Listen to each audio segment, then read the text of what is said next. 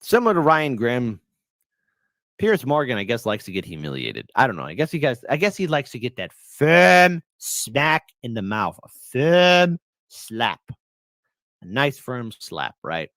Because he got humiliated.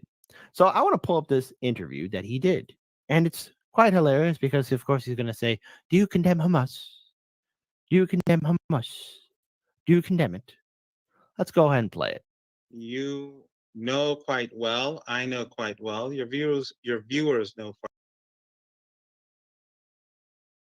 quite well that the Israeli regime is carrying out genocide. And this stems from an ethno-supremacist ideology. It stems from apartheid, and this is unacceptable. And the people who lived on that land, they have been expelled. The people in Gaza, they live in a concentration camp, now a death camp. And the West has brought about this situation. Whatever crimes that they've committed against Jews and Gypsies and Slavs, they have to pay for it themselves. They can't take it out on the Palestinian people. So the Iranians, along with almost everyone else in the world, except for some people in your part of the world, believe that the apartheid regime has to come to an end. And by coming to an end, it means that all people of that land have to be able to live as equal human beings. I know that sounds very crazy, but ethno-supremacism isn't a good thing. But the position of the Iranian regime is that Israel shouldn't exist, right? Well, the position of the British regime is that Israel as an apartheid state should continue to exist. The position of the American regime is Israel is... If you could, look, that wasn't the question I asked you, but is the position of Iran's regime... I'm answering. That is, yeah, but what is the answer to that question? Piers. You got the answer. And look, I understand. You're just following the orders. Because, AIPAC's got its influence on you. I get it. I understand. I understand, dude. But, it's pretty sooner or later, like, you got to realize that, people are dying over there in Gaza. They're starving to death over there. I'm getting there. The position of the American regime is that apartheid should continue. Iran's position on South Africa had the same gap. There was the same gap back then when the British and the Americans supported apartheid in South Africa and racial supremacism in the South African region, Zimbabwe today, and so on. Back then, Iran was supporting the indigenous population. Back then, Iran supported the ANC.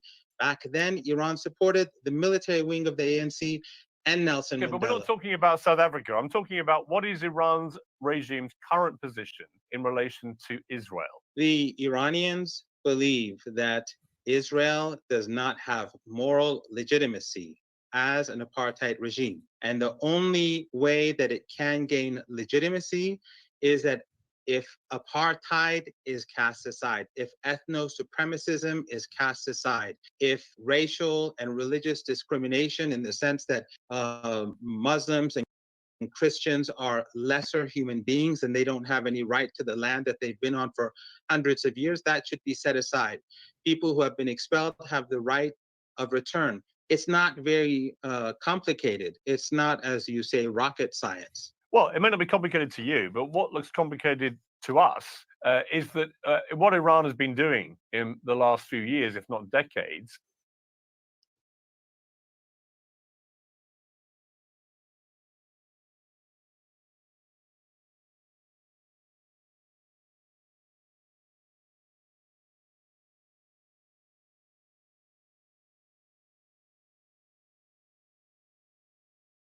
This was a report from Reuters, and this is kind of an interesting article because I take great pride in the fact that this article came out because there has been this shift among men to the political right in recent years.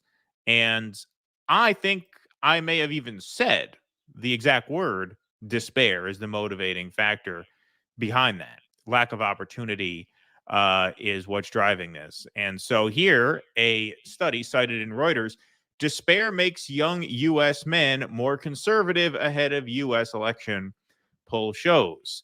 A large global survey issued on Friday showed a surge in despair and disillusionment with established politics, particularly among young American men, the only U.S. population group to turn more conservative over the past decade. The study by the international research agency Glocalites. The opens new tab is not part of the text. The study by the why did that happen? The study opens new tab. Yeah, that's weird. The study by the international research agency Glocalites, shared with Reuters, offered context for November's U.S. presidential poll and a plethora of votes worldwide, including a European Union parliamentary election in June. It surveyed respondents to determine their position on a scale of optimism between hope and despair, and on another between control and freedom. In other words, conservatism and liberalism. So that's interesting. The survey between hope and despair, and then control and freedom. On average, the world became more liberal between 2014 and 2023, even as it became more pessimistic, according to more than 300,000 surveys in 20 countries, representing nearly 60% of the global population. Young people the world over feel especially let down by society, said Martin Lampert, a head of research at Glocalites, adding that the surge in despair among young adults in the U.S. far outweighs the rise in despair among young adults in EU countries. Interesting. Most strikingly, young U.S. men were the only population group in the United States or 7 EU member states actually to have become more conservative since 2014, or in the polls terms, to favor more control than freedom. All right, so I'm just going to interject. So I looked at that to see what that probably meant. I think what they're saying is the 20 countries represent 60% of the global population. So they're assuming the surveys are accurate and accurately represent those 20 countries. Got it. So it's 300,000 studies in the 20 countries that represent 60% of the population.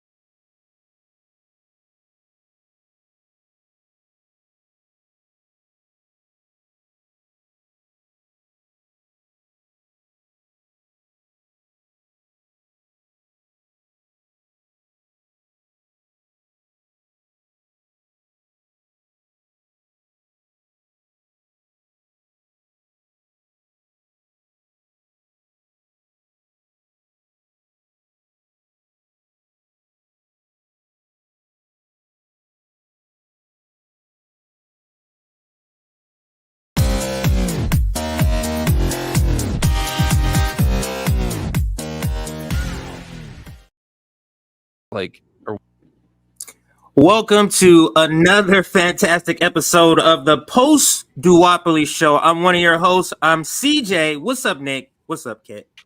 What's popping? My friends, my family, we are back. We back with banger after banger. We got another Post Duopoly Show. Our brother Kid, what's popping, Kid? You know what? I just got to say, things have been turning out pretty well. I know a lot of people have been standing in solidarity with Hardlands Media. We got past 50K. It's been an it's been an interesting year, but awesome. For everyone, seriously, to the RBN family, to everyone part of Hardlands Media watching here too, just it's good to be here, and it's good to be giving an analysis and a perspective on these jag-off politicians and a media election cycle that won't be the most important, but probably the most interesting and something to be referenced for in the past. So it's not going to be the most important because we've heard that it's been played out, but this will probably be one of the most interesting. And a side note, I have been working on reaching out to more contacts to cover the DNC convention in Chicago. Some things are in the process of working out. I got another potential fourth person to help out me and Daniel along the way. I'm pretty sure you guys, when you come here to Chicago, will work on collaborating doing this, and possibly, don't hold me to it, maybe getting inside the convention center, but let me see how that plays out. So I'm definitely gonna be there. I'm definitely gonna be there, right? Because if you wanted to have a nice, calm, relaxed DNC convention, you want to know what you don't do? Call the group of young people that is already furious with Joe Biden, call them anti-Semitic, and condemn the act of resistance we are seeing at Columbia. I know we're gonna get to that later, but the DNC convention is gonna be fucking wild because the Biden administration is now condemning all the students as they are being fucking destroyed. A Biden administration officials can't go anywhere without being protested. And now they condemn the Colombian students. Do you guys understand what we are witnessing right now? We are living in another Vietnam moment. So all these students came out and resisting the empire, resisting the Zionist infestation in our government, the authoritarian crackdown on free speech. So then you have the administrators that spoke out against students, and then you had government officials that spoke out against the students, and then the students like, all right, bet. You got even more protests going around. Go ahead, Kid. Well, yeah. Well, here's the thing. Again, this is only speculation. I don't know how this will play out, but this week I will be trying to get further to the bottom of it. I have been reaching out to some contacts, but even Chicago might be a hotbed for even local politics because there is a petition that is gaining a lot of traction, not only amongst the Black communities here in Chicago, but amongst the Latino communities here in Chicago, to actually recall Mayor Brandon Johnson. Now, this has never been done before to a Chicago mayor. The Chicago office of mayor, that office, that position of power has always been cemented as something that is almost like an iron throne, like a king's throne. You don't mess with it. And the fact that right now there are people willing to get their signatures on there to recall Mayor Brandon Johnson is unheard of. And I am trying to actually reach out to the individuals that are really promoting this because there has been such pushback against the Democratic machine here in the city of Chicago, the likes of which I have never seen before. I would almost put it in par with what we saw in maybe potentially 1968, but knowing how the Democrats are giving a middle finger to Black voters, Latino voters, young people, women, all of that, Chicago could potentially be a hotbed for content and for independent media to swarm down to. So August 19th to the 22nd, I know Hardlands Media is going to be there. I hope RBN Do Dissonance, everybody is going to be there as well, because this is going to be potentially maybe a site which this city will never see again. And the fact that now there are people who are willing to, they have to get 56,000 plus signatures though for this to pull off. If this happens, this is unheard of. No one has ever done this to the office of mayor here in this city. And so those should be, I got an update that's going to be happening later this week. And hopefully, once I get everything settled and squared away by tomorrow, I can get something more productive set up in the following days. So fingers crossed for that, guys. Fingers crossed. Okay. Yeah.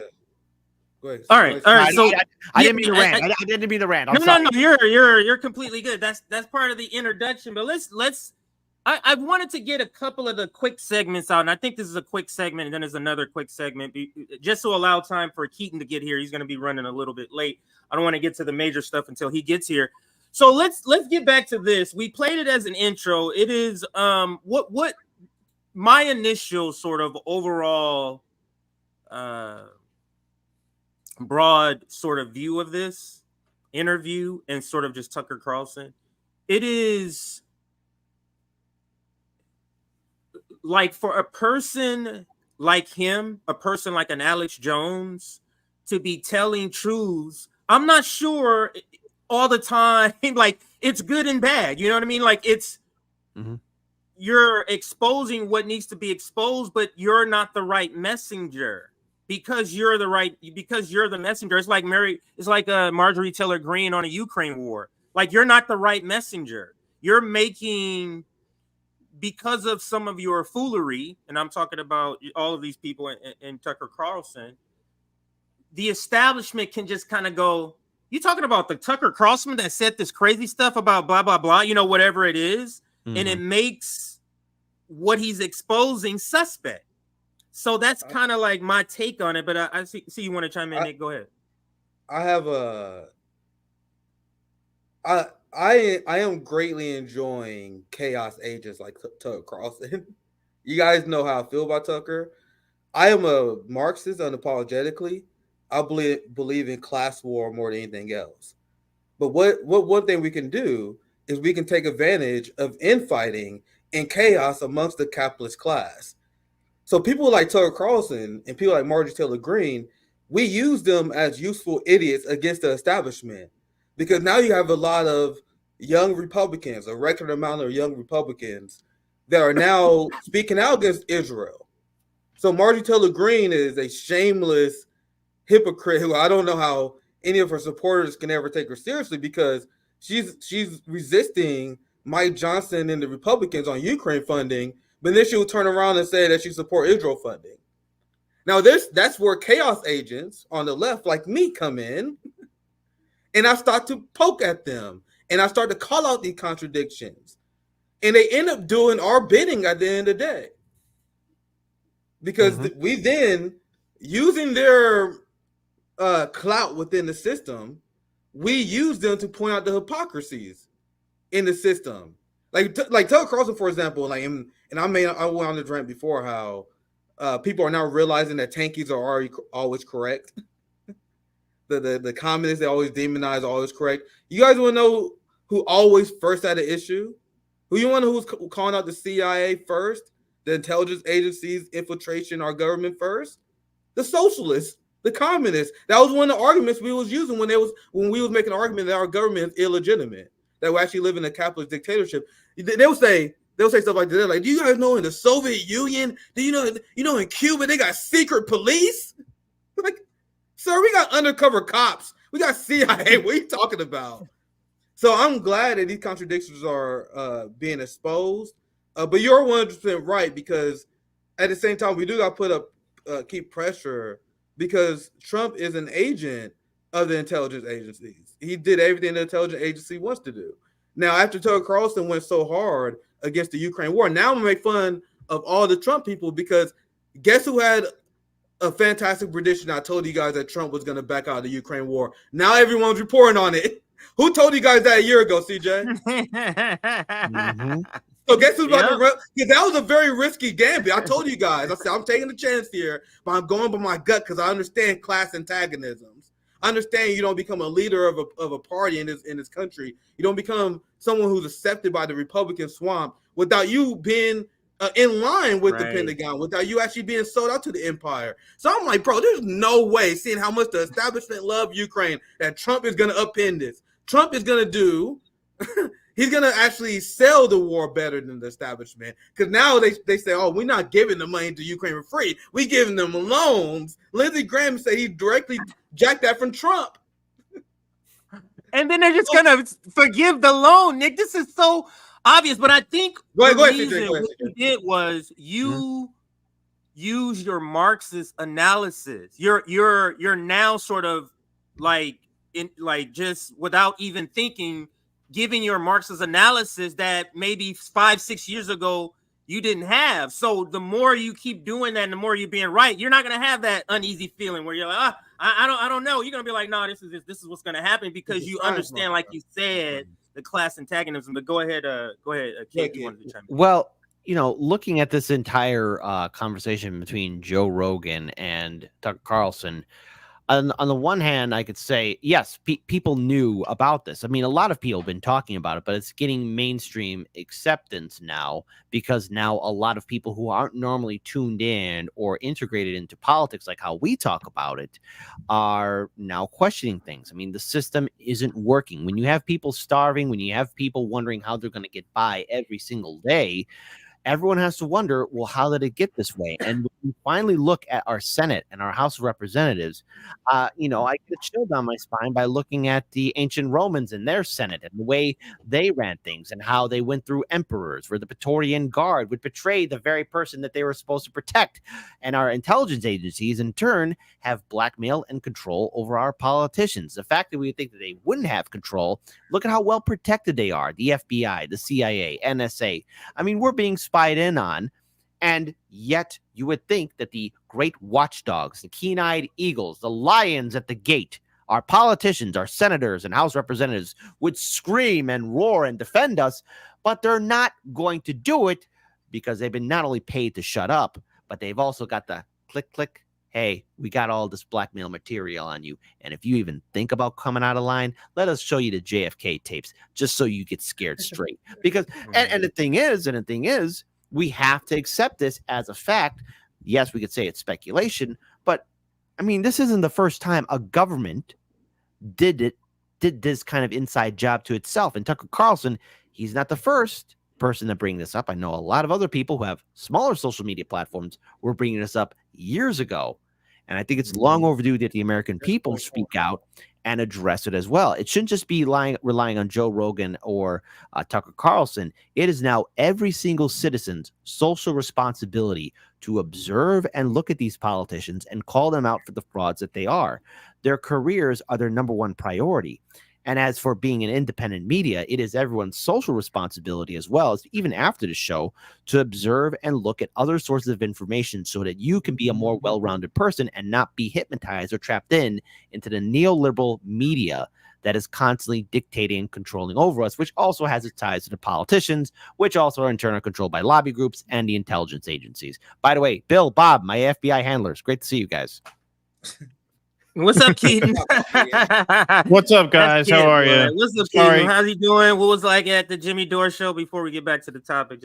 It was a fun one. It was a busy one though. That's why it ran a little long, because actually Jimmy was there. He sat in as sort of a one co-host, and then Kurt was there, and I was there, and Russ was there. So it was a whole lot of talking. So that's why the segments ran a little long. So that's why I'm a little late. So I apologize, but yeah, it was a fun one. It was a fun one. Busy evening for me for sure, but a fun one. Always a pleasure to see you guys. And what's up, everybody in the chat? Great to see you all here. Back to back. Back to back doubleheader. Yeah, quick seltzer break. That's right. Go ahead. I was about regarding the segment. I will stay on topic regarding the Carlson segment. Yeah. Let's get back to it. Because I am legitimately glad, because there's a part of me that wants to say I told you so, but I'm glad people are catching up, even if they're doing it at slower pace than we wanted to. Even their analysis isn't 100% left. This is these people calling out the CIA and the deep state institutions, and this is an argument that proletarian movements need to remember. Like, this is a deeply authoritarian state with no democracy. Because one thing that kind of annoyed me that the Trump and MAGA has done, and I'm not 100% annoyed, but like I'm like split on it, because they popularized the term deep state, but they dumbed it down, because the deep state was guys. I'm a very conspiracy minded. I was like, the deep state is something that was always a thing. We use the term permanent state. The permanent state is the intelligence agencies that you can't vote out, that you can't get rid of. Is it Anthony Blinken? Is it the Neera Tanden, she's in charge of domestic policy at the White House? Technically, didn't we vote against Neera Tanden when we voted against Hillary Clinton in 2016? Right? But you actually, no matter what we vote, how we vote, these motherfuckers still gonna get the job. This is the concept of the permanent state. The fact that Mike Pompeo was in the CIA, then he was in the Trump administration, drained the swamp. Good job. You know what I mean? So this is what we always said. Like, no matter what you vote for, you're gonna have the same idea. This is the permanent state. Then Trump and MAGA dumbed it down. Well, there is a deep state. The people that you want to hurt Trump. Well, that's the thing. He defines it as hurting Trump. Right. And he's against the deep state to the extent that the deep state is out to get him. Right. But when it came to, this Ukraine funding, it seemed like the Freedom Caucus members actually slowed the momentum. And, as Lindsey Graham said on TV, Trump gave this the green light. If he didn't, they'd not have had as many Republican yes votes as they did, although they still had a minority of Republicans vote yes on this. It was Democrats who voted in lockstep for this. Republicans were split almost 50-50, but I think it was like 112 or 113 no to only 101 yes. So actually, the majority of Republicans voted no, and almost every Democrat voted yes. Dumb. Like, and I'll pass right back to you, Keaton. But the people who are not acknowledging this shift that happened, like the people who politics are still stuck in 2015. Right. And this is not a praise of the Republican Party at all. But I want people to understand our politics is completely different. Like we have an unapologetic neocon party and Democrat Party, and then we have like this factionism in the Republican Party. But I don't want to go too long. Go ahead, Ken. I want you to finish your point. Go ahead. Well, no, you're right. Like this is what Matt Taibbi talked about when we interviewed him on Jimmy's show about a week and a half ago. Like everyone sort of to the left of Mitt Romney in government is on the same page about everything. Like that's like the Uni-Party, right? Like the never Trump Republicans with the centrist Democrats, with even the progressive Democrats, right? I mean, they've pretty much been co-opted entirely. So that's all. Yeah, after that infamous photo of AOC and Joe Biden together, Jesus, have you guys seen that recently? Yeah. You got right. Yeah. I'll show you guys it. Look that's all one block. That's later in a later to the left of Romney. Yeah, that's it. Yeah, that's Markey, AOC, and Biden. Yeah, exactly. Yeah. So that's all one block. They all vote pretty much in lockstep on issues like this. Not on every issue, obviously, but on issues, Ukraine, war and peace, right? And then you have, like, to the right of Mitt Romney, you have, some of the more conventional, like, neocon Republicans, and then you have these Marjorie Taylor Greene types. And that's where there is a fracture. And it is an embarrassment that the only strong voice against this coming out of the House that I've seen, at least, and I pay pretty close attention to this stuff by now, was from Marjorie Taylor Greene, who said correctly this was the sellout of America. It really was. I mean, this bill passed on the day that Russ and I were canvassing for Jose Vega in the Bronx, and you see the suffering here at home. You get little old ladies pushing shopping carts with COVID masks on their chin, just looking so downtrodden. And just the cruel sort of metaphor of that, as $95 billion goes out the door to a war that's lost. I mean, the war is lost. The only thing this accomplishes for Ukraine is more death. That's all it is.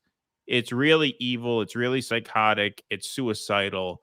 But as you could see, it passed with overwhelming support, because you had about half of the Republican caucus vote for it, and just about all of the Democrats voted for it. And if you notice, like, if you watch Nancy Pelosi's speech, if you watch Hakeem Jeffries' speech, they are in such a good mood. Like, there is more bipartisan ass kissing going on today than there's been in probably 20 years. Like, it probably not since like the days immediately following 9/11 has there been as many hands extended across the aisle. Like, they consider this Washington at work. They consider this the system working, right? Democrats and Republicans coming together to pass 3 separate war funding bills that no one wants. No one wants. This does not have anywhere near majority support here in the U.S. And yet They are ecstatic and so proud of themselves and so proud of the system that they were able to force this through. The disconnect, pardon me, between how these people view themselves and their role and what they view as the purpose and function of the very system of government and the way the people observe that system, it's just night and day. And you wonder how much longer it can hold. Well, it can't. It's unsustainable. I mean, when we see people, protesting in the streets, and this goes for anyone that's been really critical of the military-industrial complex. Everyone's wondering, well, how come Ukraine or Taiwan or Israel are getting all these big fat checks while the rest of us are out here struggling? It's going to be understandable why people will start pushing back violently. And this is just a warning to politicians that your actions will come back to haunt you, because we see what you're doing. You're saying that you're too broke to fix our water. You're too broke to make sure that we have a functioning rail system, or either that, any kind of accountability for our airplanes, or either that, any kind of accountability for our infrastructure whatsoever. But yet money goes to Ukraine, money goes to Israel. All this money, all this treasury is just seeping out of our country to those other nations. Are they the 51st and 52nd and 53rd states? Because if so, I think we should get that, or either that, hey, red states, blue states, I got an idea. Change your flags to Taiwan, Israel, and Ukraine, and boom, you're going to get that money right away. It's insane. And I'm hearing this from everyone who's part of my social group, even my friends who I went with college. Like, why are we giving money to Ukraine? Haven't enough people died? Why are we doing this? Why are we doing that? And I've had so many people come up to me and say, Jesus, Kit, you were right about just how corrupt our system is. Now that people are waking up, we can never fall back asleep, because these politicians want to sucker us into making us think that they care about us. And I'm encouraging everyone, when you see the DNC convention happen here in Chicago, it is going to be pandering times infinity. They are going to try and make this seem like they are the heroes of the story when they're not. And yes, Republicans just as shady as the Democrats, but the fact that we have the quote unquote progressive lawmakers also pounding their chest for forever war, or giving their money to forever war, should worry and concern so many of us. This is something that cannot stand. And yet, sooner or later, there will be more aggressive, follow through. How much longer can you lie to people and assume that they'll just be subservient and go along with it? It is unsustainable. You cannot control populace when the populace realizes that they're getting screwed over. All right. So let's. All right. So the actual topic is the Joe Rogan, Tucker Carlson interview. So let's get back to that. I'll replay it so we can refresh our content here. So, Aaron, we began by talking about just the overall about Tucker Carlson being the messenger of this message, which is to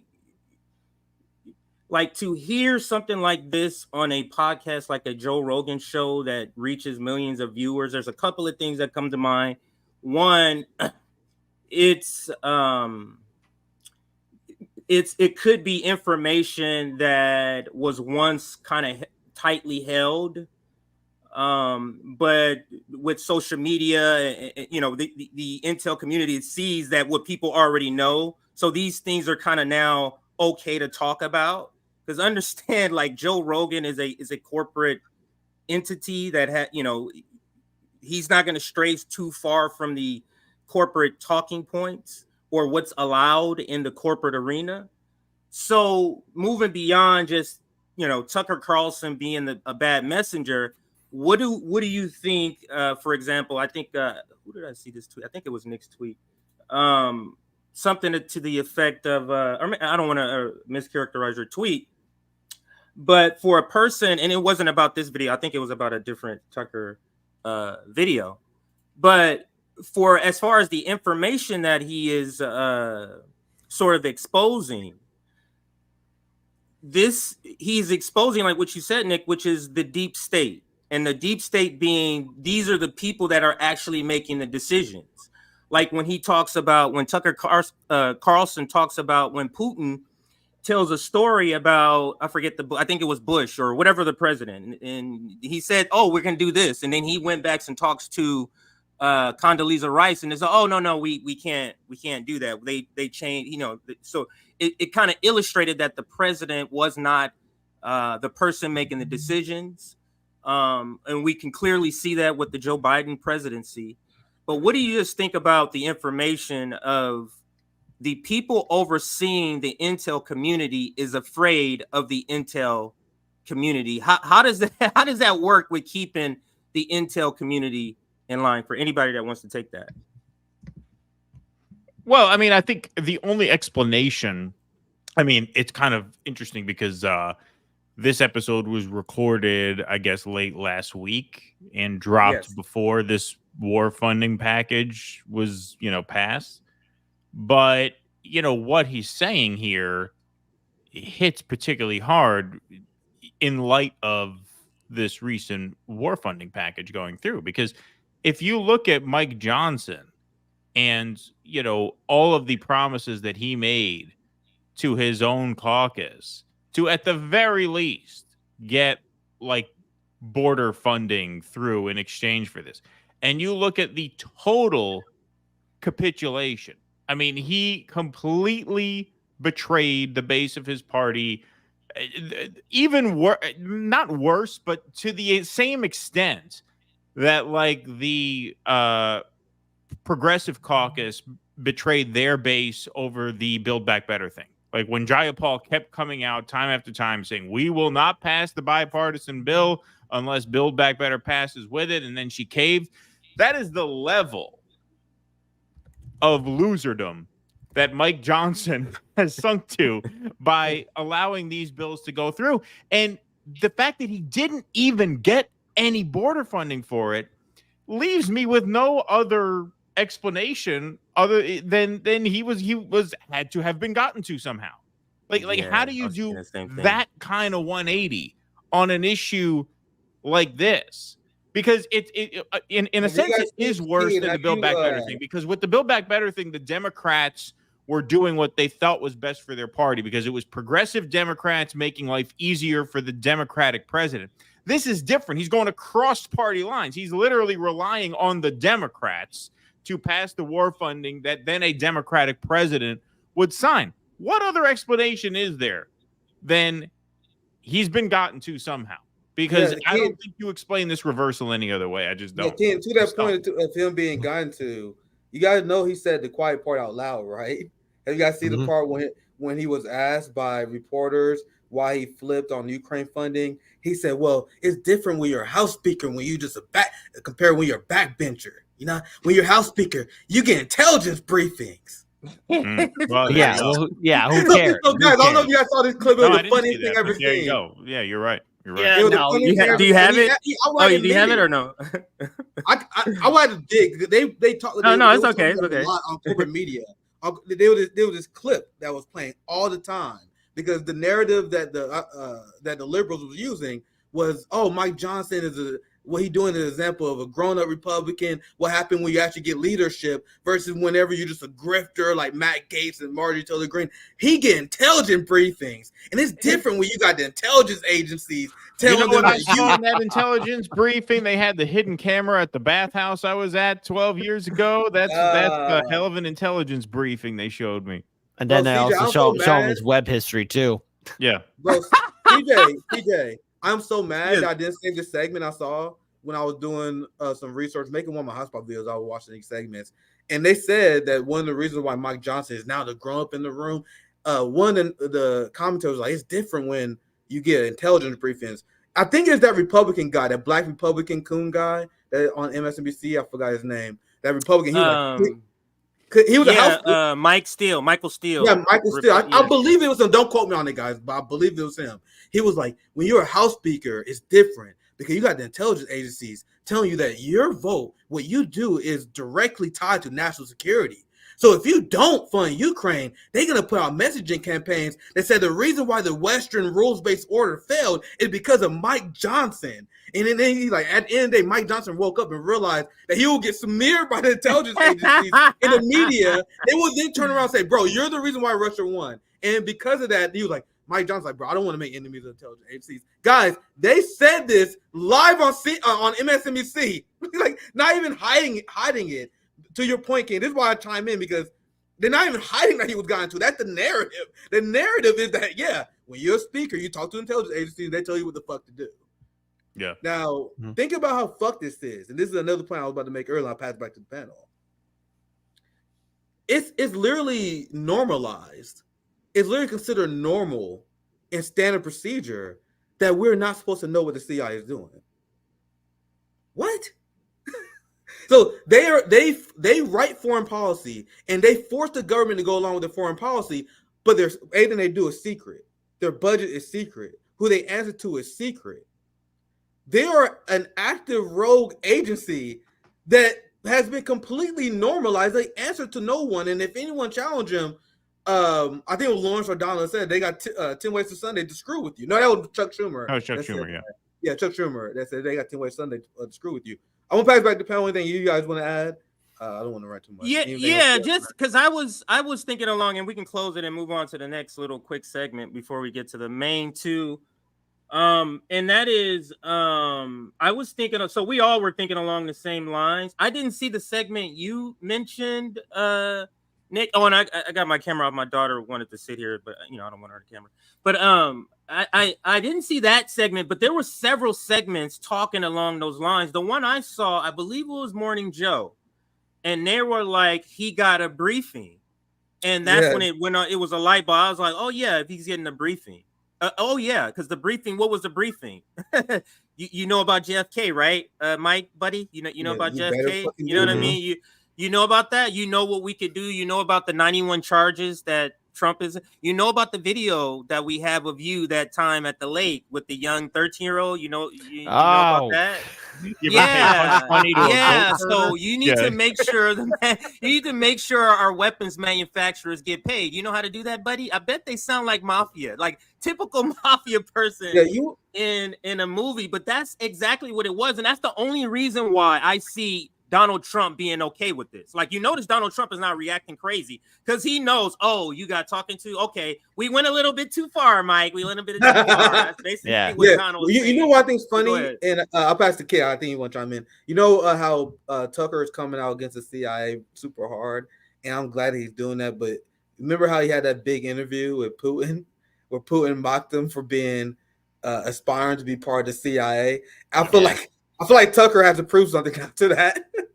so now he's doing this campaign tour where he's speaking out against the CIA. Like, guys, don't listen to Putin. He was just trolling, bro. I'm not pro CIA. Well, he said in that Rogan interview that a real turning point for him was the 2016 campaign when he found out that Obama was essentially spying on the Trump campaign. He said that really shattered a lot of illusions that he had about the function of the Can I say system. I'm glad, bro? But that's kind of serious. Yeah.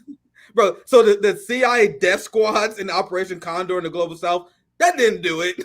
Oh, well, of course. Well, no, because he's a rich kid who's born with a silver spoon in his mouth. So, like, he was not raised with that perspective. And so it took them coming after one of his own for it to open his eyes. But, like, to his credit, it seems to have opened his eyes. I mean, he's been fairly consistent on this point since then. At this point, to just add on to it, look, I'm glad that at least somebody of Tucker Carlson's following, who has a large social media following, same thing for Joe Rogan, they're having these conversations and it's becoming mainstream.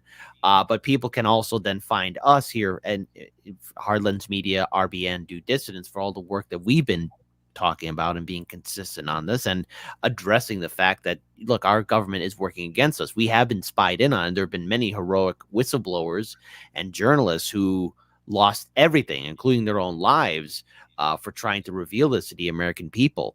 But the fact that, you have somebody of his stature surprised that the CIA would be doing these insidious operations, especially towards U.S. citizens. You know, it should show that many people have been tricked by the Hollywood myth. Because look at the films that came out before 9/11 about the CIA and FBI. They're heroes. They're action heroes trying to do the right thing to save America from being blown up.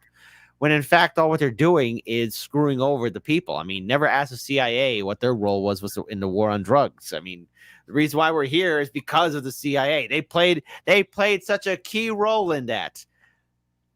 Why haven't we got a movie from Hollywood about an FBI agent who created a terrorist, and then the terrorist plot go wrong? Because it's not good for money, Nick. That's gonna break the mythos. You've got to have. I'm an FBI agent and I got a moral code. Yeah, I'm a badass, but I don't kill unless I have to. You guys know the FBI, and I'll pass right to you, TJ. You guys know the FBI creates more terrorism than they solve. What happened in my hometown? The Newburgh 4 case where the guys just got out of jail because their sentence was shortened. That happened in my hometown, and that's a movie HBO made. It was a documentary. It's a great movie, great film. It's on YouTube now because HBO got rid of it. I don't think they own the copyright anymore, so it's on YouTube. But I'll send you the link. You should watch it. I mean, it's amazing. Yeah, I saw you. Didn't you do a clip on that? I think I saw that clip. I did a clip on the story because they released 3 of the guys, and then they just recently released the 4th guy. The 4th guy was his case was a little different because he was the quote unquote ringleader of the operation. But now he's been released as well. And yeah, no, they were just totally created. They weren't even set up. They just found poor, desperate people and said, here's $250,000. Yeah, they give them ideas. You destroy some property. They even say on the cameras that they're not interested in taking lives. They're just basically doing this for money. They thought that they were hustling this guy and they were going to take advantage of a rich guy. But anyway, we don't have to get into the weeds of that. I'll send you guys the link to the film because you should watch it. Yeah, definitely. It might even be legal to screen it because I don't think anyone owns the copyright because HBO let it go. So I don't know if anyone even owns like it. A documentary? It's a documentary. It's about 75 minutes. It's called I'm The glad Newburgh they Sting. got that documentary. But that's not what I'm talking. I want to see Leonardo DiCaprio. I want to see top level. It's so funny I want to see that. top level Hollywood staff. I want to see a giant budget about the FBI setting up terrorists and creating a terrorist plot. Well, they always get Leonardo DiCaprio whenever they get him to whenever you want to beat the shit out of a black person or whatever. Let's have a big movie and expose some shit that you guys don't want to see. You guys love seeing slaves get the fuck beat out of them. You guys love that shit. Let's show some shit that you guys are uncomfortable with. It's funny you mentioned that, Nick, because at the time that bust happened, I was doing theater in Newburgh. I was a resident director at a local theater company, and I actually considered writing like a stage play about that, like a fictional play, but based on the real events. Because I mean, it would be. I mean, that movie, that documentary, when you watch it, it's a documentary, but it actually plays like a thriller. It plays like a movie because the thing about that documentary that's so great is that because the guys pled not guilty, all of the evidence became subject to public information requests. So when the filmmakers went to do the film, they actually got the hidden camera footage of the FBI informant talking to these guys and setting them up. So actually so much of what you see in the film is the actual sting going down. And so I'll have to send you guys. I gotta see it. I gotta see it. I have to see this too. It's amazing. We can close that one and get to this next one. But before we do that, just one quick announcement. I want to make sure, Nick, we shout this out, babe. Can you go in the room? I want to be on camera for this. Can you go in the other room? Okay. Yeah, this is an important, thank you, babe. This is an important one to kind of shout out. We have our editor, Aaron, who's on the far right of this picture.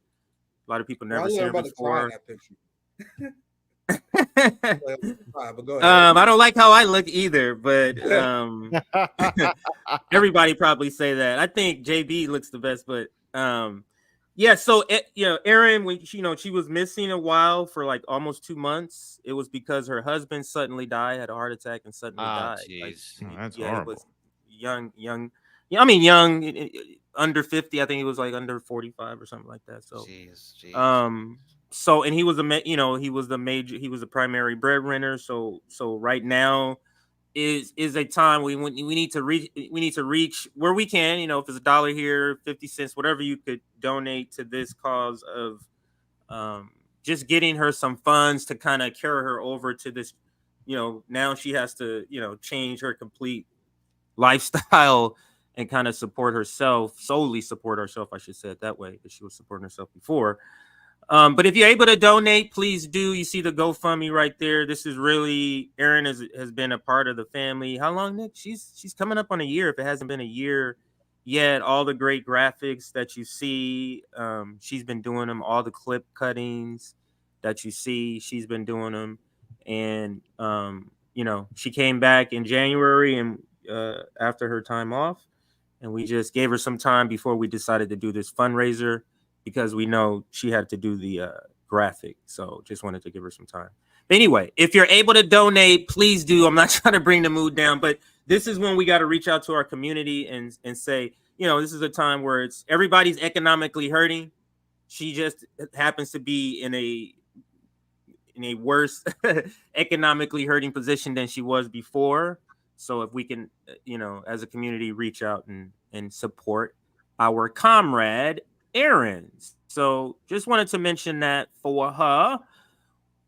We can move on, gentlemen, to the next thing. Now, this next thing, the next segments kind of just bleed into each other, with the main one being the passage of the bill being the last sort of part of this. But let's start with this hotspot video. We got a Nick video coming up, hotspot video also coming up. But we're going to start here.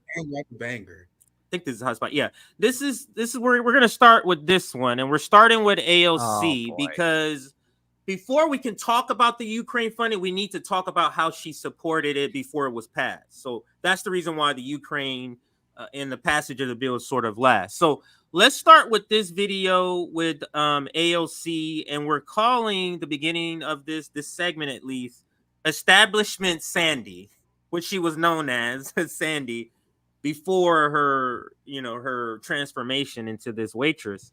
But Establishment Sandy, AOC pushes Ukraine funding. That's the overall sort of segment. But we're going to delve into a lot here. Let me know at any point that you want to chime in, but let's play. What do you say to a young progressive or an Arab American who says to you, I just can't vote for Biden again after what he's been able to do? What do you say to them?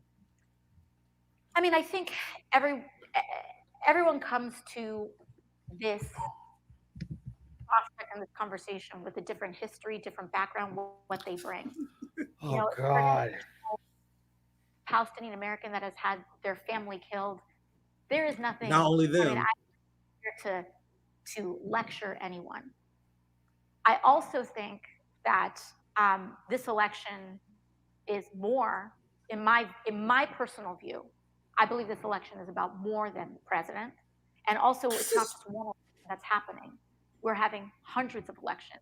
The balance of Congress, the balance of the House, the balance of the Senate, and the presidency. And I have a vested interest in protecting democracy, not just here domestically, but globally. And it isn't, I truly do not believe this as a lesser of two evils type of situation.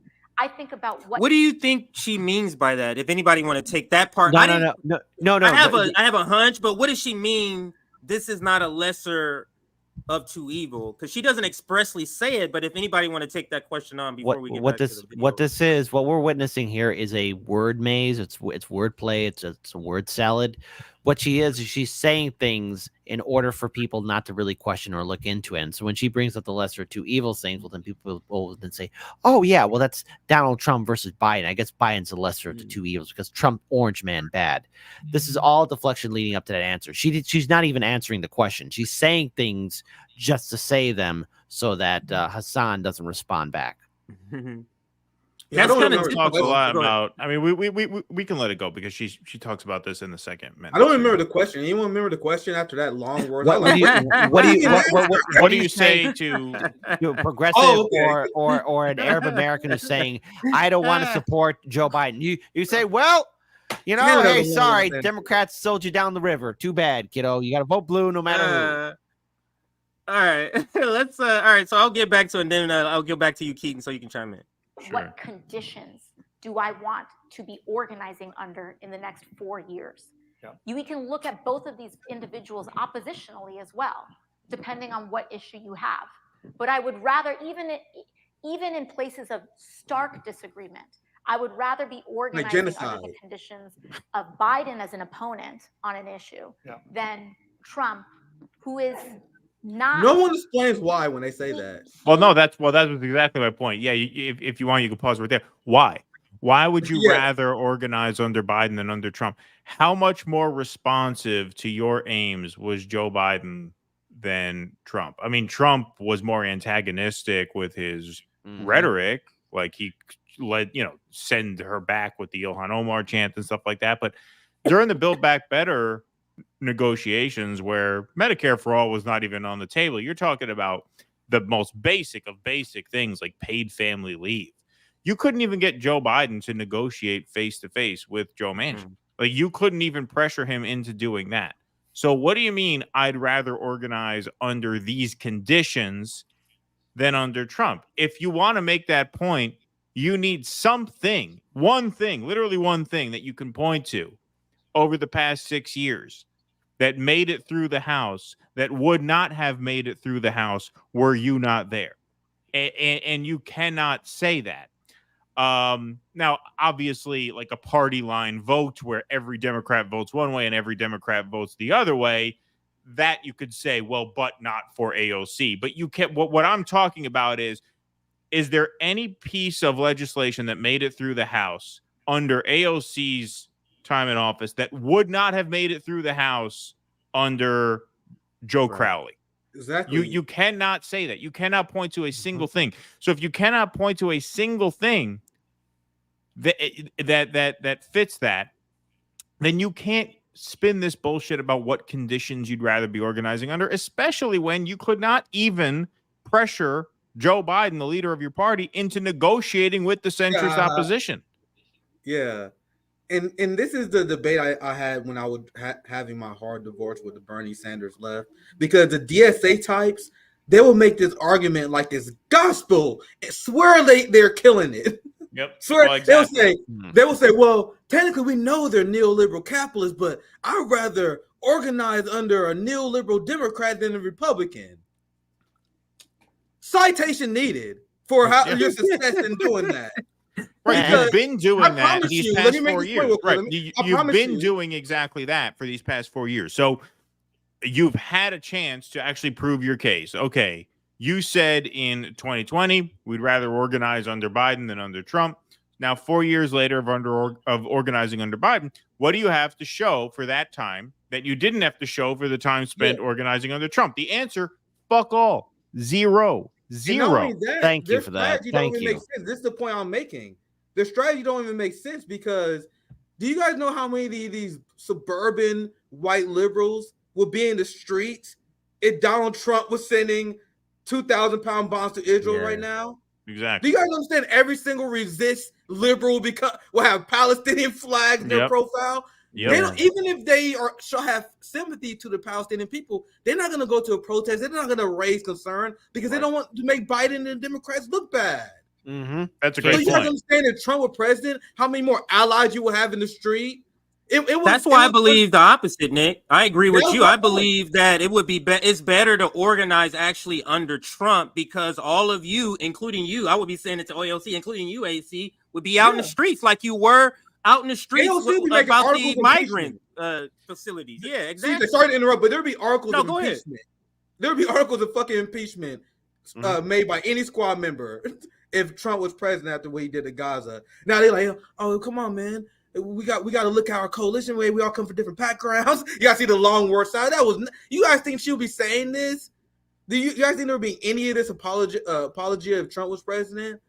Remember, the Black Lives Matter movement was killed under Barack Obama. It was started on Barack Obama, was killed under Barack Obama. The Me Too movement was killed under Joe Biden. The Occupy Wall Street movement was killed under Barack Obama. The anti-war movement was killed under Barack Obama. The Democratic Party is where movements go to die. you're better off when you have a Republican charge, so you at least get the normies on your side. So what you're saying don't even make sense. But go ahead. I'll pass the panel. Go ahead. So when it comes down to, let's say potentially Trump wins 2024 and people are out there in the streets, I'd be so hesitant of bringing in so many of these, latte drinking liberals back into the fold, because again, you know what they're going to do? They're going to say, let's protest in front of Trump Tower instead of protesting the Democrats, because every goddamn time we covered a protest, it would always start somewhere in downtown Chicago and we'd go to Trump Tower. And it's always the same group of people, the people who are inconvenienced by Trump so they get to LARP and play the fantasy role play. If anything, you want to talk about organizing under Trump, you also have to keep an open, clear eye out for infiltrators and people that will try and subvert your organizations or groups that are going to be critical of both parties. It'll be easier because people will be triggered by Trump, but you have to realize what a lot of activists and organizers are going to have to realize is you just can't use Trump as your scapegoat, because sooner or later that man's going to be irrelevant and go away into the page books. You want to know who's going to still be around? The Democratic and Republican establishment. What are we going to do after Trump? That's what people who are planning, who want to organize, who want to build movements need to start realizing, because you can't use him as your end-all, be-all bad guy. Trump isn't the final boss. The final bosses are still in Congress right there who are implementing their policies. And it's going to be people like AOC. To these activists and organizers, are you prepared to face off against AOC or any other Democratic lawmaker that makes your heart sing? Because that's what people have to prepare themselves, because AOC will be out there saying, we got to resist Trump. All the while, what are you going to do afterwards, AOC? What will you do afterwards? Well, sure. But in the short term, like what Nick said is absolutely right, because having Biden in office really suppresses a lot of the free Gaza sentiment at the rank and file. Because I think you're right, Nick. I think there are millions, actually millions of people who feel like they should be out in the streets protesting, but feel like they shouldn't because doing so might hurt Joe Biden's Four more years. Exactly. 4 more years. Exactly. Four so more with years. Trump, you wouldn't have that problem. Wouldn't have to and do they'd that. be a There lot was a larger. Republican in charge. If a protester was calling out genocide, these are saying, look, 4 more years, they'll be in the street if a Republican in charge. But go ahead, Ken. Yep. No, you're right. I don't have anything. It's not. And to all of your points, it's actually counterproductive, because let me explain. And I said this in another segment. The math. Now, you go, vote in AOC, Jamal Bowman, they are humanitarians for Palestine. Whose team are they being added to? The Democrats, right? So you're adding teammates to the Democrats to give them the power. Okay, you give them the power. What are they executing? A genocide. You get what I'm saying? So essentially, you're on a team, you're in community with a person like AOC who's straddling the fence, who's on the team of the Palestinians, while at the same time is okay with the people that's propping up Israel. This is the issue I have with this philosophy also of let's have our buddies essentially in power, and we can snooze with them and let them and see if we can push them left. Have that worked? No, but let's listen to AOC the last 30 seconds of this. He seeks to dismantle American democracy. And I am taking that personally very seriously. Oh my God. Because we will not be able to. And I took that personally. Yeah. Towards anything if we are facing the jailing of dissidents. I mean, this is the kind of authoritarianism that he threatens. And we have to take it seriously. And one last thing before I pass it it is that to pretend as if Arabs and Muslims, people who have family in Palestine, are the only people who get the get out a vote for Joe Biden free card because of genocide. Like we can't be humanitarians like a Jewish person like Keaton, like I think you say you're Irish person like Kid, or like 2 black people like Nick and I. Like we couldn't be as vigorously against a genocide without having family members there, just by simply seeing children's die. Like it's so ridiculous in my assessment. Any other words on there? Yeah, the dumbest people in politics are like the Sam Cedar types, the TYT types that say, Yeah, we know AOC and Bernie. They can't even deny it anymore. They now say, "Oh, we know Bernie and AOC not that good." But come on, man, they're the best we have. We're the best we have. That's what they say. Now, this is the point I made in my hotspot video. I've been making it for years now. They're not the best we have. They serve the establishment in a very particular role, and that makes them dangerous. AOC calls herself a socialist. She's a socialist arguing that we had to vote for a genocide candidate for what? To protect the institutions. Right. CJ and Kid. Think about what she said. In this video, I think I said is at the end. She is dragging what it means to be a socialist to the right. All of a sudden, socialists is pro-war. They're pro-NATO. They're for upholding the institutions over ideals. So young people are saying we're not voting for Joe Biden because he's enabling a genocide. And then AOC said, well, if we don't vote for Biden, it's going to be the end of democracy as we know it. How the hell is that the socialist position to uphold the broken capitalist institutions which lead to the genocide in the first place?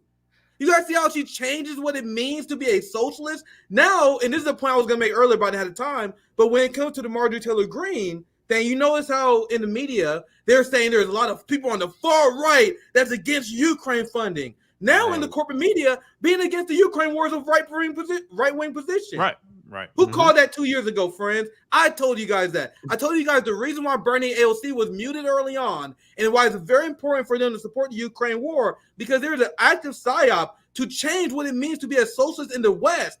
All of a sudden, you have green parties in Europe supporting NATO, supporting war. I mean, they're openly flipping their positions. Like you had the Germany Green Party that was anti-NATO just 2 years ago. It's a coordinated effort. And now people are like, oh, you're on the left. You must be pro-war. The fuck? That's the job of AOC. It's not she's fighting for some good That's thing. the same reaction I have to. She's here to sell the idea and to create a reality, because it will be a reality if we don't stop it, that the socialist position is war. If we don't stop it, if an AOC and the Green Party in Germany and the socialists in UK and Europe, they get their way, the social position in like 50 years officially going to be war.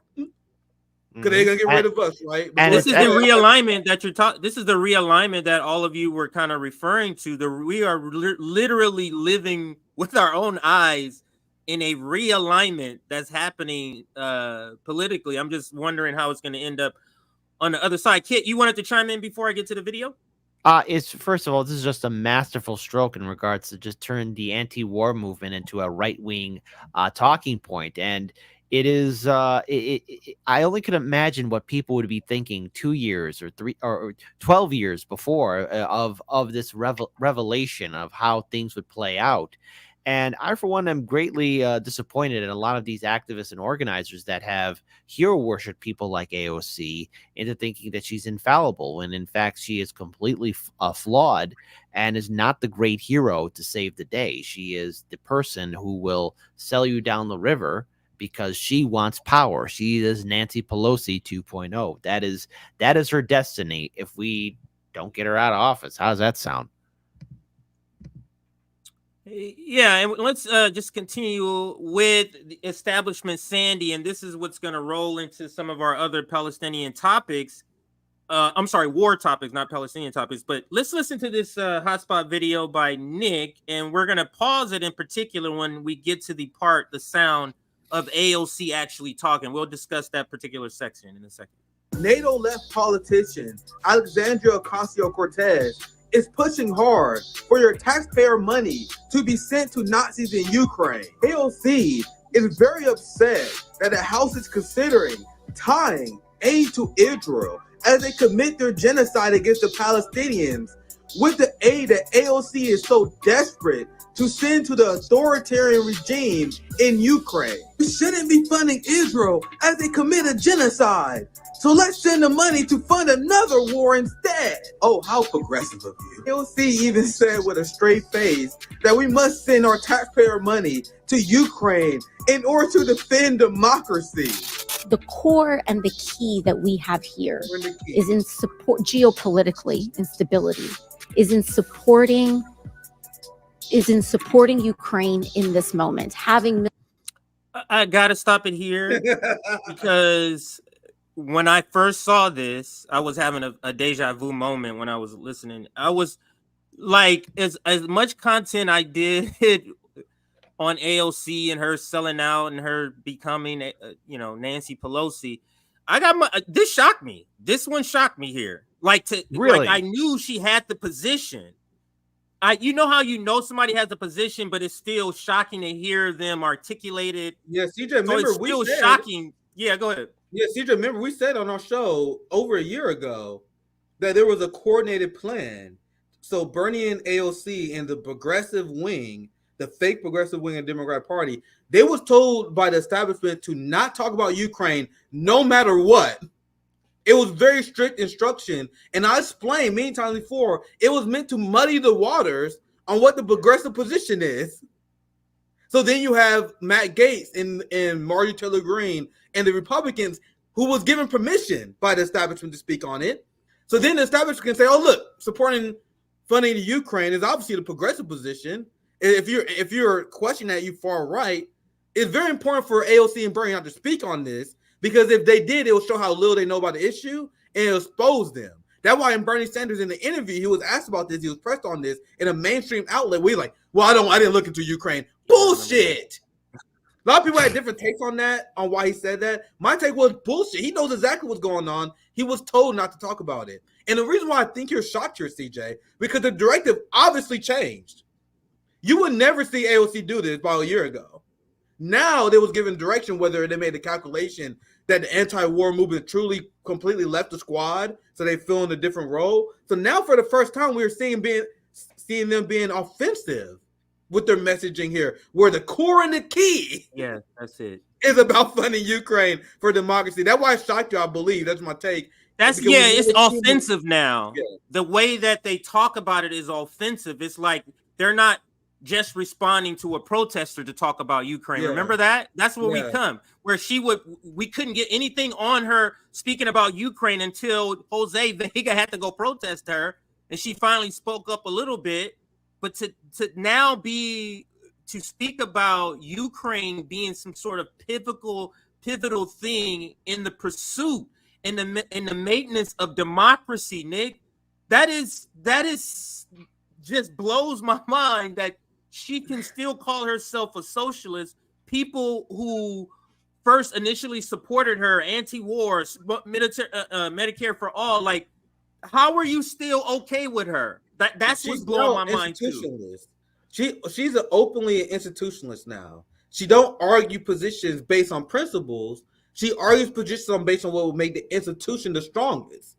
So she's not against the Ukraine war on principle of being anti-war. She's for the Ukraine war on the principle of upholding the NATO institution.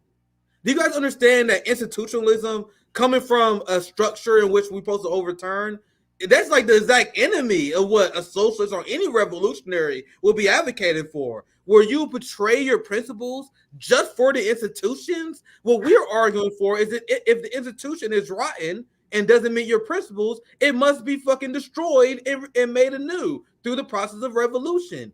She's completely arguing something that is, like, this is not even my opinion. It's just factually anti-socialist, factually counter-revolutionary. But I'll pass it to you, CJ, on the panel. Yeah, I can finish the video and let you guys close out. U.S. military assistance and broader global assistance to Ukraine should be one of our top geopolitical priorities, because it is the key in defending democracy geopolitically, whether your interest is in China, whether the interest is in anywhere else there. Why would she mention China here? What is AOC? Who has been talking to AOC to where now she's using words like geopolitical? Who is speaking to her about foreign policy? Why isn't her foreign policy not sounding like a socialist foreign policy? The reason why is somebody probably either knocked at her door like, if you don't shut up or start following our way, we're going to make things very difficult for you. Or probably she got something under the table. Somebody just gave her a big old wad of cash. And, hey, look, say this stuff, and whatever. I mean, I wouldn't put it past her. Do you think someone like AOC has integrity? No, I've met the amount of activists and organizers, unserious people who would protest Trump from 2016 to 2020 here in Chicago. These are the same people who would carry water for AOC and call her a saint. None of those people protested or showed up in the streets when Roe v. Wade died under Biden. None of those people showed up or protested in the streets as soon as we got into this ridiculous war in Ukraine and this horrific conflict that's happening, potential conflict with Taiwan. I mean, all these people who are these anti-war individuals who carry water for the DSA or Justice Democrats or AOC, they help, push her career forward. And that's why she's able to get away with this, because she knows she's got a loyal base still ready to fight for her. And this is what I mean. If Trump were to get reelected into office and people want to start building movements, you got to keep a clear eye for people who are going to be talking like AOC, trying to be all nice and polite or either that, saying things that they are not serious about. That's what we got to be aware of, because they'll easily come in and subvert and destroy everything that we're going to want to work on. Well, this was always the blind spot of the Bernie movement. It was the blind spot of the DSA. And, I think it's a blind spot of hers. And I think this is where, Nick, you're right. Like the purpose that the AOCs and the Bernies serve is to pull to the right what it means to be a leftist, broadly speaking, more specifically socialist, right? Like any true socialist thinker understands that it is neither the purpose nor the function of the United States to spread democracy around the world. Like that is just a trope at this point. You know what I mean? You should know that it is neither our goal to do that, and that is not what we do in practice. So to state as a goal that we have to defend democracy in Ukraine by funneling in tens of billions of dollars worth of weapons, whose only actual purpose is to get the people of Ukraine killed. Yeah, Ukraine. That's a red flag. Sorry. I don't know why it just stopped. Right. I wrapped it up. Yeah. I was going too long. I don't know. Maybe I was like when you win the Oscar, and you talk too long. They start the music. All right, that's enough. Did I touch you? All right, next. Oh yeah. We didn't finish the video. Let's finish the video. Sorry, guys, I wasn't looking at the screen. Workers' right to collective bargaining, and they ban opposition parties, including socialist parties. Meanwhile, we have AOC, a self-admitted socialist, calling them a democracy. This is why it's extremely important for us to call these fake socialists like AOC out. Her job is to bastardize what it means to be a socialist. AOC's role is to convince young people that wars can be progressive. Bernie Sanders, AOC, and the rest of the NATO left are not the best of the establishment. They are playing a very particular and nefarious role on behalf of the ruling class. Bang, bang. And the reason I wanted to play your video, Nick, of course it was on topic, but it bleeds into the next topic. Because what did you say here at the end? Can I show you something? Yeah, go ahead. Yeah, I'll pass right to you. I want to show you guys something. Like, it's more than just a blind spot. So for the people only watching, I'm sorry, TJ, I'll pass right to you. I want to interject this. This is something that AOC tweeted about that I didn't know about. Like, when I turned against AOC, I was learning new shit. Like, wait, why didn't she intern for fucking Senator Kennedy? I didn't know she went to Boston U for international relationship. I thought she was just a fucking bartender. Hey, Jake, Kyle, you should have vetted your Justice Democrat people a little bit better. Yeah, exactly. Because never forget who brought her into prominence: Cenk Uygur and Kyle, the dime store M&M version Kalinske. Look at this tweet, and I swear, like, this is one of two. Like, the second I saw this, like, yeah, she's cooked. It's over. That shit's cooked. John McCain's legacy represents unparalleled example of human decency in American service. as an intern, I learned a lot about the power of humanity in government. Wait, you guys didn't talk about that earlier. Through his deep friendship with Senator Kennedy, he meant so much to so many. My prayers are with his family. Then you have AOC that deferred to caucus leadership regarding Venezuela. She followed Nicolas Maduro. She gave an embarrassing interview when she was talking about Cuba, when she said, "I'm not an expert in this," but she's like, "I don't know." It wasn't until now, and I'll put your stuff back up, CJ. It wasn't until now that she felt comfortable being coached on neocon talking points. She really was that, honestly, ditzy broad who didn't expect she was going to win the election. She wasn't ready yet. She wasn't coached. She pulled it up, said, "Oh shit!" They were like, "Oh my god, we got to give her some speed training." She's not ready to talk about any Venezuela yet. She's not ready to talk about NATO yet. Now, in the year 2024, she's been around Pelosi. She rubbed elbows with Hakeem Jeffries. Sure, you learn the rhetoric of that. Yeah. I'm just talking shit now. Go ahead, guys. I'm talking shit. Go ahead, CJ. Yeah, just to bring back your video up, and we can close. That's officially closed out. Let's move on to this next part. And this is all kind of in order.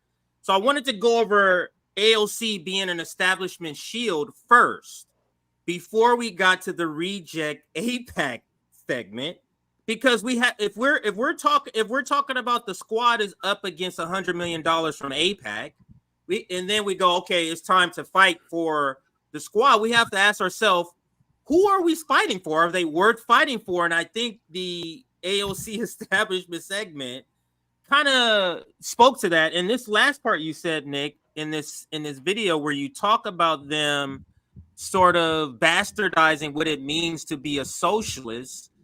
That's why I believe that this reject AIPAC funding campaign is not going to work. That's why I believe it's not going to work. So CJ, that's just I'll pass to you guys. I know you're getting ready, but to the point of the segment, like there's all this anger at AIPAC, right?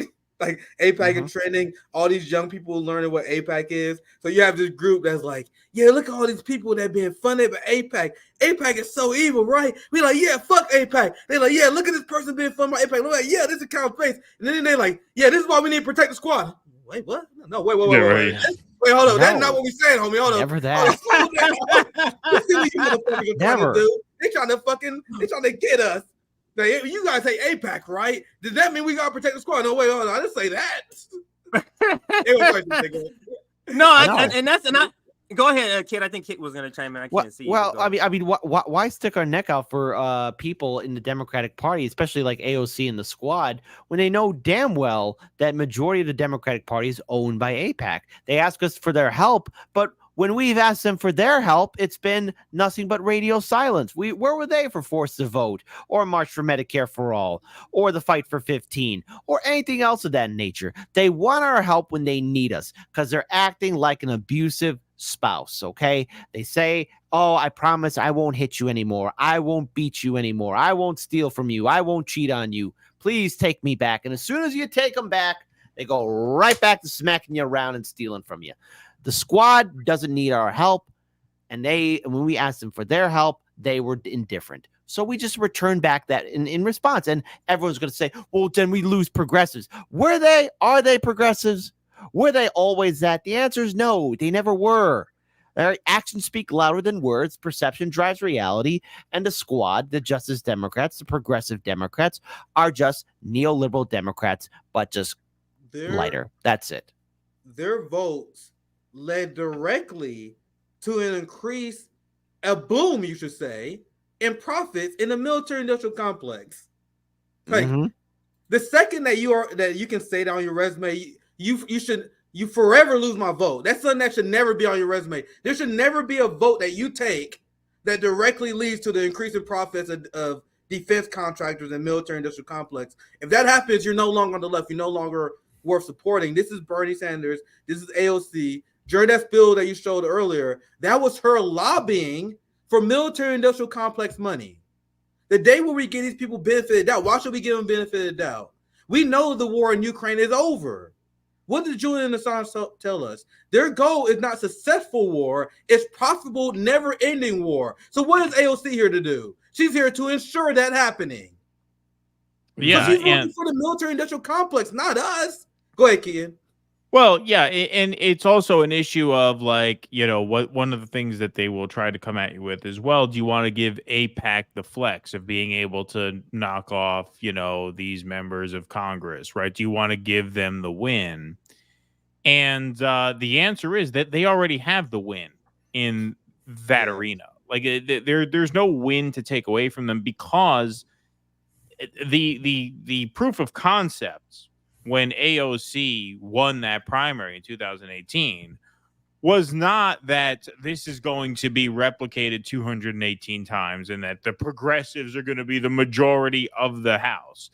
The concept was we're going to get enough of them in there to stall progress unless progress is made on their terms, which is what Force the Vote was about. That's what that idea was. They punted on that. We've seen the Republicans run with that and be successful at it up to a point. But you notice they were only successful up to the point when their Speaker of the House said, all right, you know what? If you guys are going to block me within the GOP, I'll go over to the Democratic side, right? The Uni-Party wins eventually. That's not to say Force the Vote was not a good idea. It was, because you would have moved the ball a lot further down the field with Force the Vote than you did not forcing the vote. But in the end, they can always jump your ass because there's always going to be that Uni-Party consensus in D.C. So if you really want to flex, what you have to do is circumvent that system entirely. That's what the university sort of free Gaza solidarity tents are about. That's what those movements are about. That's the real flex. You're not going to get a win inside this system. It won't happen. There's too many of them. There's too much money to overcome in too short a period of time. You have to wield a baseball bat against the system from the outside. It's the only flex you have. These people making any investments in AOC or, you know, Jamal Bowman because George Latimer is AIPAC funded, who gives a fuck? You are forfeiting a lot of power by investing energy in those kinds of contests. And you speak to the point that also sort of is sort of illustrated through the Nina Turner race. Well, like yeah. you have these social democrats who aren't really full-throated on any sort of issue that's meaningful. They're not really full-throated, you know what I mean? They're always hesitant, but you have to be full-throated in order to get that sort of return when you need it, like a Shama Sawant when she had the recall. But let's listen to Justice Democrats, because understand, this is their project.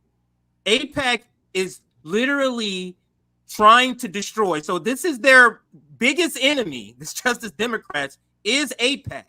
Because if they destroy the squad, what is the reason for Justice Democrats? There is no reason. So let's listen. Why are so many Democratic politicians afraid to speak out against the Israeli government? One Republican-funded acronym, AIPAC. The American Israel Public Affairs Committee. For decades, the AIPAC lobby has built a massive federal operation ensuring unconditional political and financial support for the Israeli government and military. This is my 34th year hanging out with AIPAC.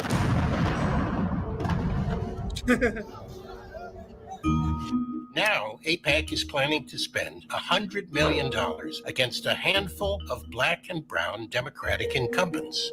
Where is this money coming from? Well, 9 of the top 10 donors to AIPAC's super PAC, the United Democracy Project, are Republican billionaires and Trump megadonors.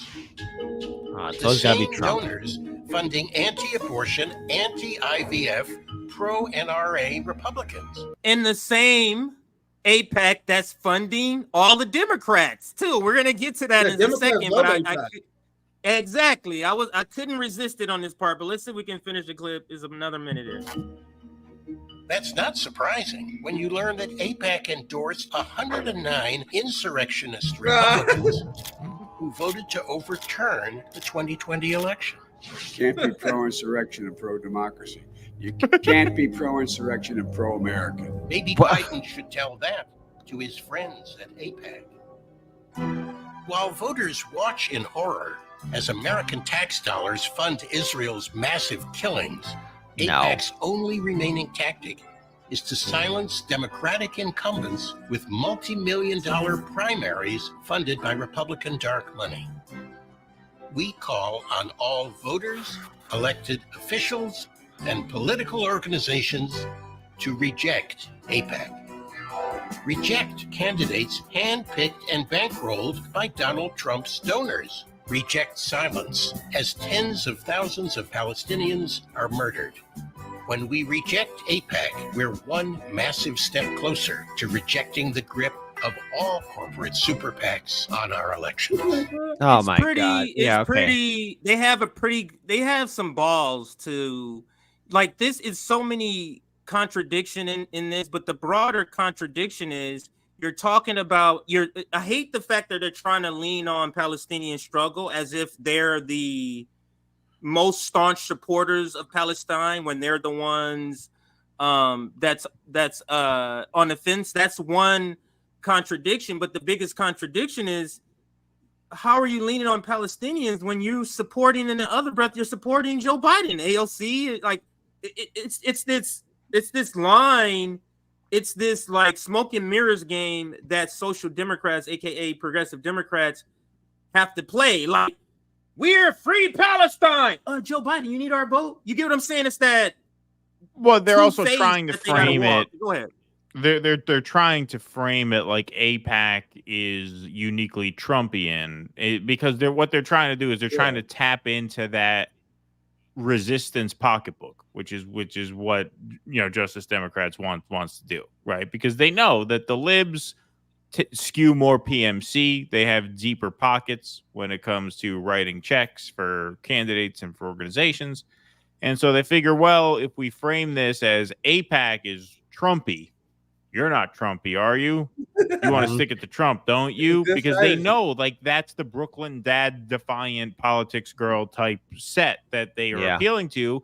They have more money to give them. And so I think that's part of why they frame it that way. The other reason they frame it that way is obviously to not dirty Biden's hands too much, because they know they're all going to have to come home in November. And as for these AIPAC primary challengers against these squad members, I believe, I might be wrong about this, but I don't think so. I think the first test is tomorrow. I think Summer Lee's primary is actually tomorrow. So she could get picked off. 20 points or something like that. Corey Bush was down by 22, according to a poll that came out a while ago. Kit and I actually covered that. And then Bowman was actually losing by more than 10 as well. Bowman's going to have a very hard time because his congressional district has a very small portion of the Bronx, which will probably vote for him. Yonkers, which will probably skew Bowman. But then north of there, it's all these very wealthy PMC, white, liberal Westchester counties, and I don't think he has a chance. Especially since the Democrats were smart. They ran a guy named George Latimer against him, who's like a longtime Westchester leader. So he's very, very, like, he has a lot of name ID and a lot of goodwill built up amongst those fucking morons. But anyway, that's funny to be like goodwill build up amongst morons. Like, that's so worthless. That's so worthless. But I think Summer Lee's primary is actually tomorrow. I'm pretty sure I'm right about that. I think Summer Lee's primary is tomorrow. I'm going to show you a video of AOC stomping for her. I'm going to show you a video of AOC stomping for her. But go ahead, Nick. I think you were going to chime in. I'm glad this list came up, because when you look at the high spending political action committees, I have a question for you guys. How many of those are lobbies representing the interests of another country out of those top 20? Now, only one is AIPAC. This is the only time where that's allowed. Mm-hmm. Yeah.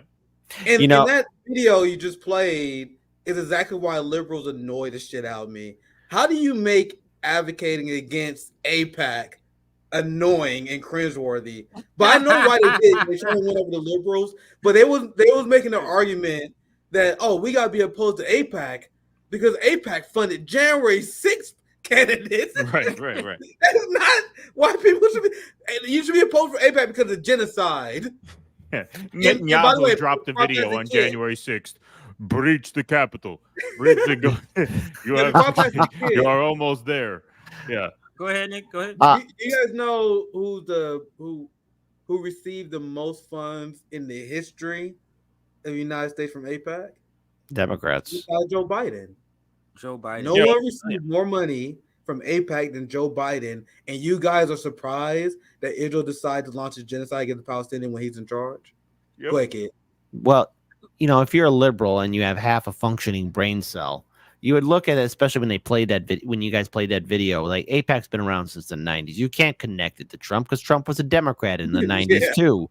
So a lot of these unserious people are trying to make AIPAC as this big old threat, and they're using the schoolhouse rock mentality of us wanting to help the squad. The AOC was the one who told us that this is violence when we asked her to stand for us for forced to vote. Jamal Bowman talked down to a good friend of the show, Roger Meadows, saying, hey, don't approach me like this in this manner. There's a different way to approach me when you're talking about citizen ballots or progressive policies. Don't approach me like this. Or Cory Booker writing a fantastic freaking book. You've been in office for 2 years and you're going to write a fucking book? And then you have all these other jagoff politicians who are expecting us to be subservient to them because, oh no, they might lose their seat. I don't care if they lose their seats. They have been nothing but a big drain of time, energy, and resources, and they got to go. And it's their own fault for not inspiring or raising enthusiasm up for voters, because the voters of that great coalition of 2016 and 2020 is gone. It's not coming back. And now what, AIPAC's here? Okay, fine, AIPAC. You already bought the system. You already bought the Democratic Party and the Republican Party. And if AOC and all these other jagoff politicians are going to be nutless wonders, why do I want to fight for somebody who's going to be a coward and spread their cheeks for the AIPAC Democratic and Republican politicians? Ooh, that visual, but why should we? Why should we when they never follow through for us? I'm not afraid, but they are, because their worldview is going to be shattered if they don't get into office again. No, to your point, you're also chiming in on the part where I said, like, we saw it with Nina Turner. We saw the soft support. When you're going against a person with more money, like Shama Sawant, the only way to beat that is the grassroots. And if you lose them, if you don't have the most radical, the most pure position to attain a policy, if you're just kind of like, kind of flopping, playing Humpty Dumpty on the wall. But I also want to make sure we clarify, because the reject AIPAC is, like you're saying, Keaton, they're trying to make this like, oh, there's some sort of Republican donors. They're, they're funding January 9th. So let's listen to this 30 seconds of this longer clip from Ali Veshley, where he talks about the top donors, the top recipients. This is what's wrong with the social democrats positioning with the Democrats, the Democratic Party, is that a lot of the stuff they're against, the people who are on your team, the people on your team is doing the same thing, but you're only critiquing the people who have the red hats on with the same policy. And that's what they're doing here. You're critiquing AIPAC and saying they're a donor, mega donor, but the top people, there is way more people that are Democrats receive money from AIPAC. So let's look at the list, the top 20. Benefits from AIPAC's largesse. Here are the top 20 recipients in Congress, the House and the Senate, of AIPAC money in the 2022 midterm cycle, according to Open Secrets. They're members of both parties. They come from every corner of the country with varying levels of experience in Congress. The Democrat Glenn Ivey of Maryland tops the list. He beat out fellow Democrat Donna Edwards in Maryland's House primary after AIPAC poured millions into pro-Ivey advertisements and mailers. So that's enough. It's not about the video, but if you notice that, I don't mean to cut you off, but if you notice that, he frames it, well, the top two, the top one, and the top recipient is AIPAC. If you look at the list, maybe my eyes are failing me, but I don't think so. It looks like the top 9 recipients are all Democrats. I was just gonna say that. Oh, yes, sorry. he I didn't mean to jump the gun downplays there. it. No, I'm not saying it to say like you cut me off, but No. you're proving the same point that I was gonna get to, which is in the first row, Keaton. Like to your point, 9 out of the 10 are Democrats. Yeah. Oh. In the second row, 5 of the 10 are Democrats. So essentially, 14 of the top 20, Keaton and Kit, are Democrats. But in this clip, because I think all of us have covered this clip, in this clip, he just downplays it. Like he points out a couple of Democrats, but he absolutely does not point out that Democrats are taking the larger amount of money from the Israeli PAC. But look at that top donor, guys. 700,000. And I think this is one cycle. 700,000. That is insane. This is the reason why we're seeing what our government is doing. But go ahead, Nick or Keaton, whoever was talking. I'll pass right to Keaton. I'll try to make my point short. Another thing to remember about the influence of Zionist elections, don't let AIPAC be our only barometer. Because AIPAC is one. Look at the 10 of the largest donors in the United States. For example, George Soros. He spent $128 million during the 2022 midterms. This number 2 was like distant. He spent like 50 million. But if you look at all the top 10 on that list, they're all Zionist. So we have AIPAC, and then all the top donors in our countries are Zionists as well. So our democracy has been completely hijacked by Zionists. Kid, feel free to chime in. Yeah, no, I would second that. There's other Zionist PACs too, not just AIPAC. AIPAC is the most famous, but there are others. There's the Pro-Israel Affairs Committee, I think. And then as Nick said, a lot of these very wealthy individual donors are Zionist aligned as well. And so the influence does run much, much deeper than just AIPAC. Richie Torres was, I think, number 15, 16 on that list with $141,000. That was his top donor in the last cycle. And it stands to reason because Jews tend to vote Democratic, or if they don't vote Democratic, they tend to, I mean, they do tend to vote Democratic, but even the Jews that don't vote Democratic tend to be congregated in Democrat-dominated areas. Yes. Right? There aren't too many Jews in like Nebraska, right? Like most of the Jews in America are concentrated in urban areas, like New York, Los Angeles. They tend to live in cities which tend to be represented, not always, but tend to be represented by Democrats. And so it makes perfect sense. I mean, just logic would have it that Democrats would be more on the receiving end of AIPAC money and Zionist PAC money in general than the GOP. And so that framing of, well, they're a pro-January 6th organization, I mean, it's just nonsense. They're just trying to trick the shit libs into writing them checks by tying AIPAC to Trumpian Republicans. Yeah, and let's kind of close it out with this headline, close out this segment that is, and we just got 2 more segments and we should be done soon, gentlemen. Protect the Squad funding site launches to bolster far-right lawmakers as primary threats loom. Now, we are pretty radical here at the Post-Duopoly show. Of course, we would not label the Squad far left. This is the publication we're reading this from is Fox News, but a lot of people, gentlemen, don't know that Reject AIPAC is actually a fundraising movement. It's not just a cause. It's not a move. They're trying to raise funds. And this, I took out a couple of snippets from this article just to speak to the point. So let me read it. Rashida said on Instagram this week that Protect the Squad is aiming to raise $100 million by April 30th. So that's just a little less than a week from now, gentlemen. House Democrats in the ultra-progressive squad are being bolstered by a new joint funding venture as they face mounting threats to their job. The Protect the Squad website that was launched by Justice Democrats, a progressive PAC, appears to have been launched within the last week and is linked to the Democratic fundraising giant Act Blue. It is the latest effort to insulate a group of progressive lawmakers who have faced bipartisan backlash over their, this is Fox News now, when they say harsh rhetoric towards Israel after Hamas October 7th attack. Quote, every member of the squad is up for re-election this year, and 5 of these young, working class, black and brown progressives are facing serious threats to their U.S.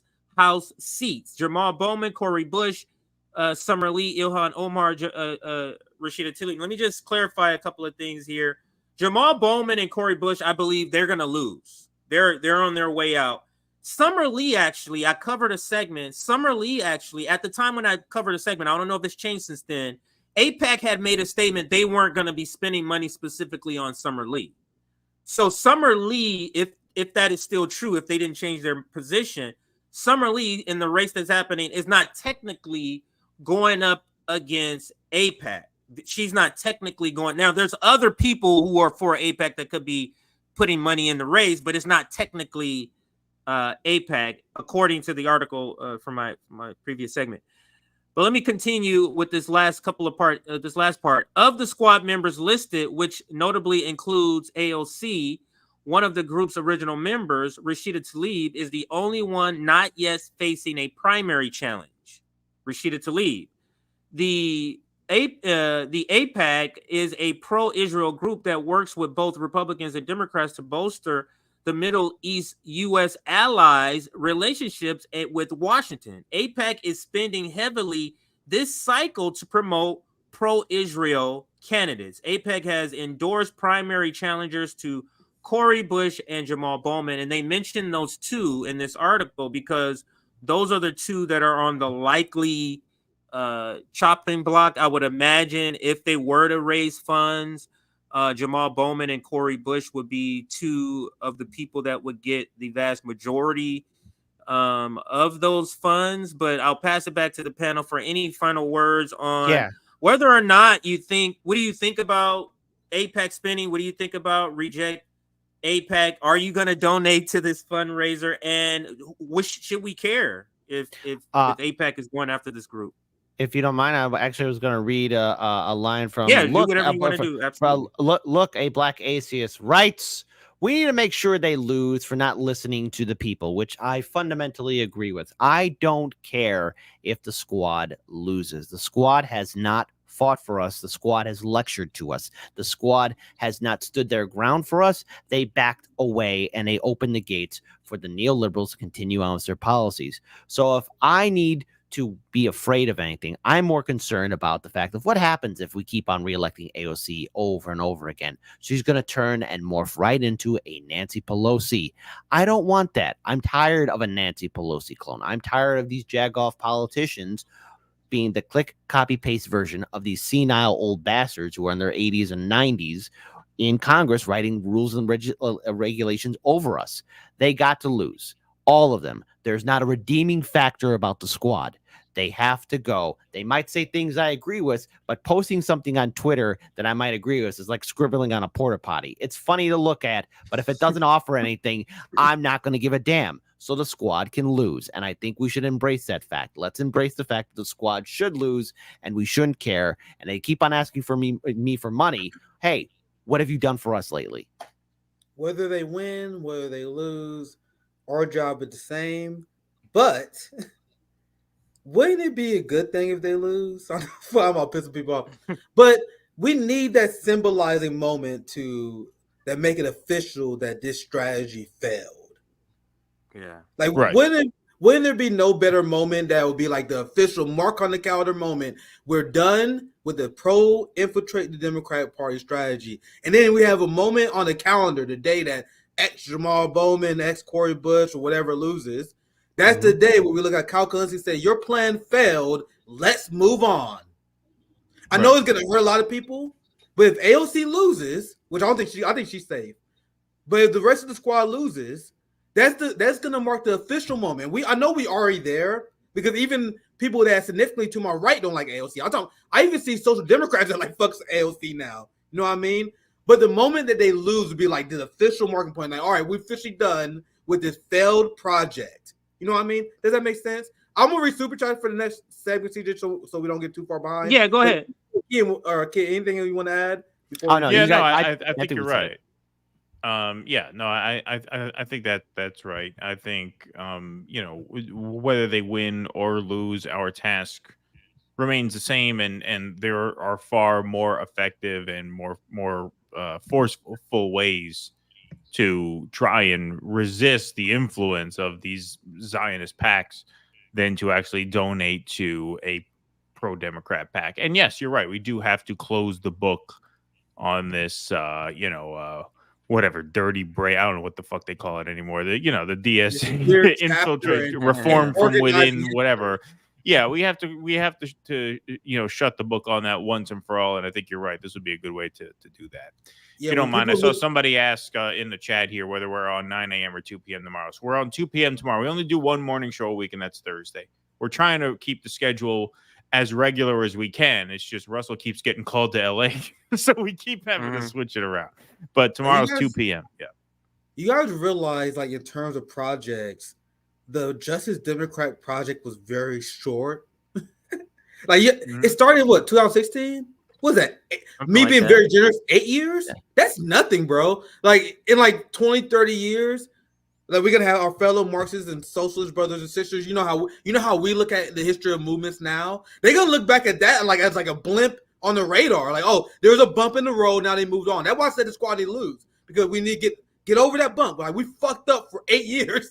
Like, the left of the United States was a joke for 8 years. So they let them lose and we get over the bump in the road. I'm gonna read some quick super chats and then go ahead. Just so we don't get buried too much by the end of the show. I'll put some of the super stickers on. Big shout out to A1 that featured on the screen, who left all the super stickers. Killer Tomato, Kinky, Biden, James Starks. Here, friend of the show, Jack's Page. That is in pesos, not dollars. What's poppin', Jacks? So good to catch. Post Duopoly. Great panels. Thank for all you do. Much love and respect. Much love and respect for Jax. Always sharing and propping up independent media. So love you, Jax. We appreciate you as well. Thank you for the $2. Kinky. Happy Lennon's birthday, Nick. Very powerful name and profile picture there. Thank you for the super chat. Thank you for the $10. Dead Cat Blues. Man, now that's a powerful name as well. CBS News. Oh, yeah. You already know. I got 4 hotspot videos playing this week. You guys know I'm dropping a banger about this one, bro. Who been covering Niger as an ongoing series? You know how excited I was? If you guys don't know, I'm going to be very quick. Biden was trying to essentially, he was ignoring the Niger government's order to leave the country with the military. So the Biden was like, fuck it. Just leave him there. What are they going to do? So then there was reports that Biden, just like he's doing in Syria, is putting troops in danger by having them illegally occupy Niger. And because of that threat, he was finally forced to tuck his head and leave. Truly glorious story. Like, not even from a left perspective. If you're institutionalist, if you believe in the prosperity of American empire, Biden is easily a bottom 5 president. Like, you can make the humanitarian leftist argument, then you can make the neocon pro-American argument of why he's the worst. Because, bro, he fucked it up on both ways. But I don't want to rant too long. I'll read one more super chat, and then we can continue, CJ. Thanks for the $2. Aspen Fallen. Send the squad off with Tim McGraw concert. That's a reference to one of my Jimmy Dore show stories from this evening. Good one. Dude, this is too powerful out here. Too powerful. CJ, I'll pass it to you. Yeah, let's shout out to Aspen for catching both shows. Yeah, big shout out to them. What's up, Aspen? So we've I've seen everybody's coverage, or we've all kind of covered what's happening on the protest. So we're not going to be covering the Columbia protest as if it's a new story. We're kind of just going to be giving an update. So the first part I want to do is just kind of show maybe 3 like videos that are like under 30 seconds, just to give people a vibe of what sort of is happening on the ground before we get to the part of the story that we do want to talk about. So let me bring up the segment here for Aaron. Hang on one second, gentlemen. Let's bring up the segment. Where is it? The bipartisan. Missing it. Oh, right here. The new McCarthyism. Columbia University and the Solidarity Encampments. And like I was saying, we've all kind of covered this story initially already. This is more of just updating on what's been going, the latest.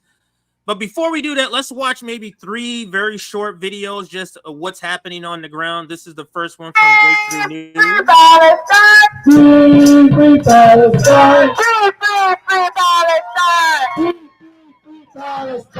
And I can talk over it. So this video is just showing inside and outside. So you see the ones behind the barricade. Those are the people who aren't students, and they're there at the protest. And then you have the point of view, the people who are inside the gate are students. So that's this dynamic is going to come up again, whereas inside and outside protests. So just keep that in mind. The next video I want to show is this one here, and she just kind of goes over what's happening on the ground. This is 5 days ago, and the tents and all of that. So let's listen to what she says here. Hey everybody, we're here on day 5 at the Gaza Solidarity Encampment at Columbia University. We won a concession from administration, so now we're able to build tents. You can see us starting to build tents over on this side of campus. And also, it's Admitted Students Day. So folks that were admitted to the university are visiting for the first time.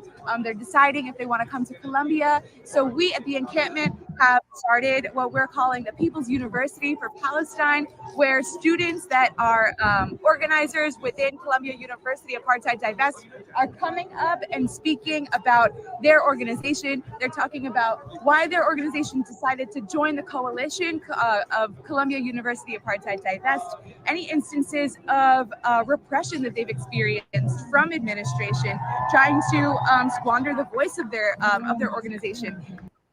So this young lady here, we can hear and get a glimpse of, because she's one of the organizers, one of many organizers there, just sort of their strategies, just sort of their thinking during this protest time on the ground. They even had some big names, and I would say it's very important for you kids, so you can. So this is Susan Sarandon at the protest. Go ahead, Kit or Nick, whoever. Yeah. I can see you, whoever. I was actually just want to bring up here. Hey, so where's AOC at, and how come she's not joining those little protesters? How come? Where's she at?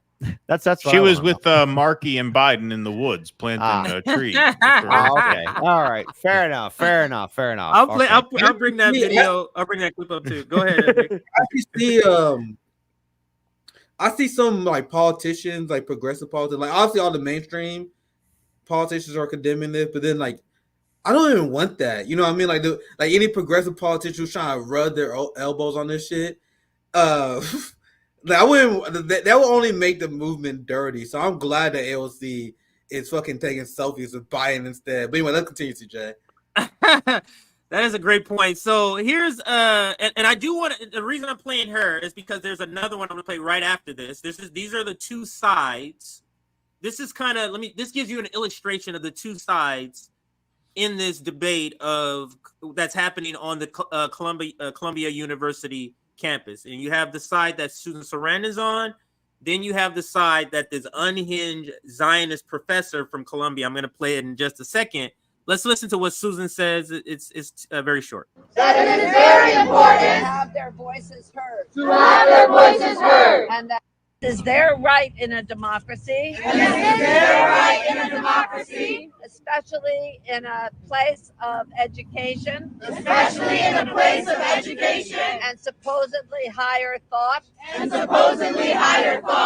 To be attacked. With racism. And intolerance. Is not acceptable.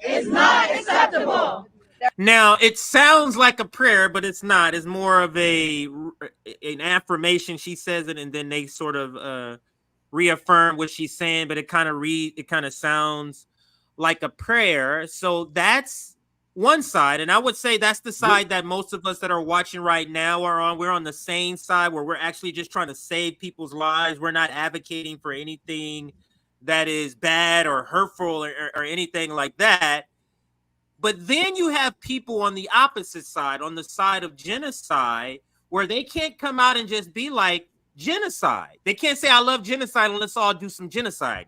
They have to pretend and create these large illusions and delusions around their position as if they're the victims. This unhinged Zionist professor from Columbia University, I got 2 videos to show of him. Jeez, this guy. This is the shorter one, 17 seconds. This is him. You saw the protests. Let's listen to what he says the reaction should be of the protests, the encampments that we briefly saw. Let's listen to him. I know it's painful to say this. I know there's a fraud history in the United States with U.S. colleges, but it's time to bring in the National Guard because the NYPD is in over their head. Obviously, the President Shafiq and the administration are unwilling to do anything about this. Unwilling to do anything about what is the question I would ask this professor. But gentlemen, there's another video of him, a little bit longer video that I do want to play before we chime in about him in particular, and that's this one right here. This is Hair on Fire Nuts. Let's listen. We're not going to listen to all of it, maybe about 45 seconds of it, but let's listen. That's him right there in the crowd. Let's listen. Media in is the university keeping the media out. This is the COO of the university. Are we not letting the media in? What? Can you back up, please? My card has been deactivated? Why? Can you back up, please? Wait. Everybody, my card has been deactivated. This is Cass Holloway, the COO. This is Gerald Lewis. They were in the meeting where I asked them if Hamas is a terror organization, and they couldn't say that it is a terrorist organization. Why? I'm a professor. Why can't I? Shai, No. Speak out loud so the media. Shai, we are willing to take you to the mathlon. No, I am a professor here. Alumnus. We have a wait, everybody quiet. I am a professor here. I have every right to be everywhere on campus. You cannot let people that support Hamas on campus and me, a professor, not go on campus. Let me in now. Let us in. No. Are you not letting a professor go on campus?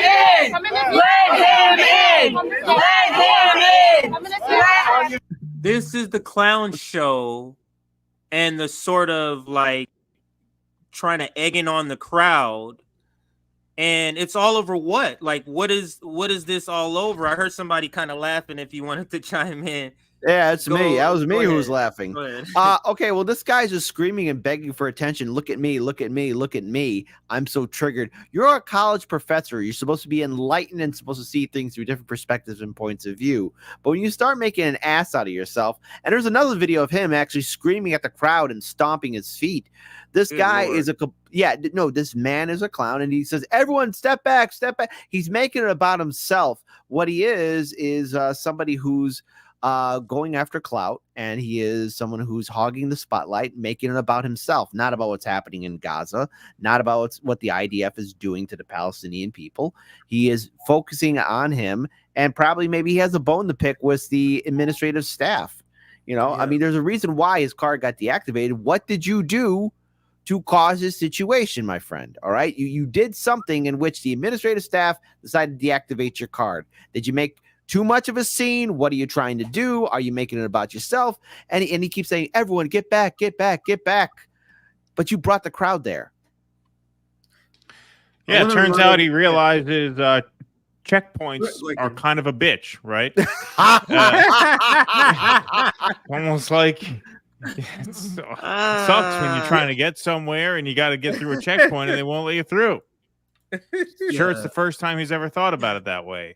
Yeah. But as I understand, and I could be wrong about this because this is all breaking and there's multiple sources, saying different things. But I think they deactivated his card for his own quote unquote safety because things are, supposedly to very keep them fraught off and campus tense in and not there. get, okay. And, and look, this is a narrative that they are sort of trying to put out there, is that it's dangerous on campus with all the protesters, right? So between that and the fact that this guy, as Kit said, makes a scene wherever he goes, there's the video, very short one that went kind of viral, of him stomping his feet and screaming in the middle of the lawn. They might think it's better from a PR standpoint to keep him out, because they could say they're keeping him out for his own safety, which only perpetrates the narrative that it's unsafe to be there, which of course it's not unsafe to be there. No one's been assaulted, no one's been hurt, no one's been violently threatened. This is the debate that we had months ago about political speech, about academic freedom, and I thought this was pretty much settled. I talked about this earlier this evening, how these campus protests, the judgment about the campus protests was kind of in the rearview mirror. Like we had this big debate about the campus protests in late October 2023, November. But then as news out of Gaza just got worse and worse and worse, and the Israeli narrative just imploded, I thought the general consensus was that criticisms of those protests was kind of silly. And then this Iran airstrike swap happens, and all of a sudden Israel gets this infusion of goodwill from the media back to the point where now we're litigating the protests again.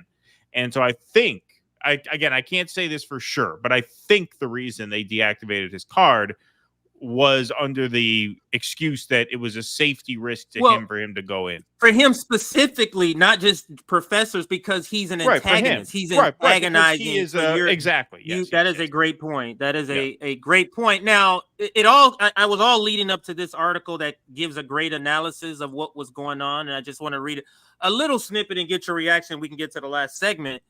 Columbia University students defy crackdown, continue pro-Palestinian protests as solidarity action spread to other campuses. And I'm not going to be reading about that, so I'll just say it. But yeah, this protest, this encampment sort of style protest that began, I believe, on the sister college campus of Columbia University. I forget what it's called. It starts with a B, B-R-A something. Yeah, Barnard. Yeah. So, and it spread to multiple campuses. I know Yale. I think I heard North Carolina, some other schools that it spread. But let me just read a little bit from this article. It's a great article about just the latest on what's happening. The statement of Biden and Adams made clear, and Adams is the president of the Columbia University, made clear that the attack on students at Columbia is not simply a matter of overreach by a university administration, but part of a coordinated political attack aimed at criminalizing and suppressing opposition to the policies of U.S. imperialism. And that first part, gentlemen, that's what stuck out to me when I first read this. And this is one of the first paragraphs of this article, is that is a spot on analysis of what it's not just about saving a genocide. It's not just about a ceasefire. This is about suppressing people who are speaking against U.S. imperialism, the U.S. empire, and they can't let this sort of infection, as they would see it, spread. So I thought that was a great point. I can read some more and then get you guys' opinions. In their statements, Democratic officials falsely implied that pro-Palestinian demonstrators were instigating violence. Meanwhile, the Democrats joined with Republican fascists in the House of Representatives to pass a series of bipartisan bills providing $95 billion to continue funding the U.S. NATO war against Russia and Ukraine, increase supply of weapons for Israel's genocide in Gaza, and step up preparations for war against China. Last week's arrest of over 100 Columbia and Barnard, and here's that school I was talking about, Barnard students who were carrying out a peaceful encampment to protest the Gaza genocide, marked a major escalation in the assault on democratic rights, not only in New York, but across the country. University president, I can't say the person's name, I'll just say the university president, first suspended the students and then called the NYPD to remove them for supposedly trespassing. Students have reported being held by police in zip ties for over 7 hours. And I'm going to skip to this last part here. Students and faculty at Columbia University are continuing to defy police state repression of pro-Palestinian protests, with students occupying the South Lawn for a 5th straight day on Sunday. That was just yesterday. Rather than silencing opposition to genocide, Columbia's brutal attack on democratic rights, orchestrated and backed by the Biden administration and both big business parties, have re-energized protests at campuses around the country. And you can see that with the spreading of this encampment style protests. And that's all I had on the article, gentlemen. Any final words on the latest and what's I found his Twitter account, and apparently this guy, he's a Jewish Israeli father, partner, Zionist, and assistant professor. That's who he is, and he's been posting everything on social media in regards to him not having access onto campus, talking about how Columbia is under siege because, oh, heaven forbid, people talk about a genocide. You know, when you see men, women, and children starving to death, you got to realize that something's wrong. When you see men, women, and children running to get food and they get shot up, you got to speak out, don't you? I mean, you just can't just have your blinders and earmuffs on the whole time.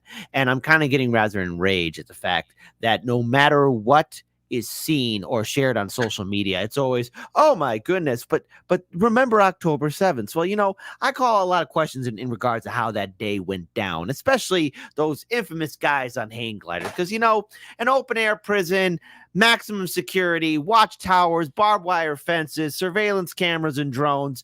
You know, you got to train up to use one of those things or you're going to bust your skull open. Kind of makes me wonder if that really was Hamas flying those little parachute kites, flying in there and being all, you know, hyped up as, oh my goodness, look at Hamas, they're doing these sleek operations. Was that really them?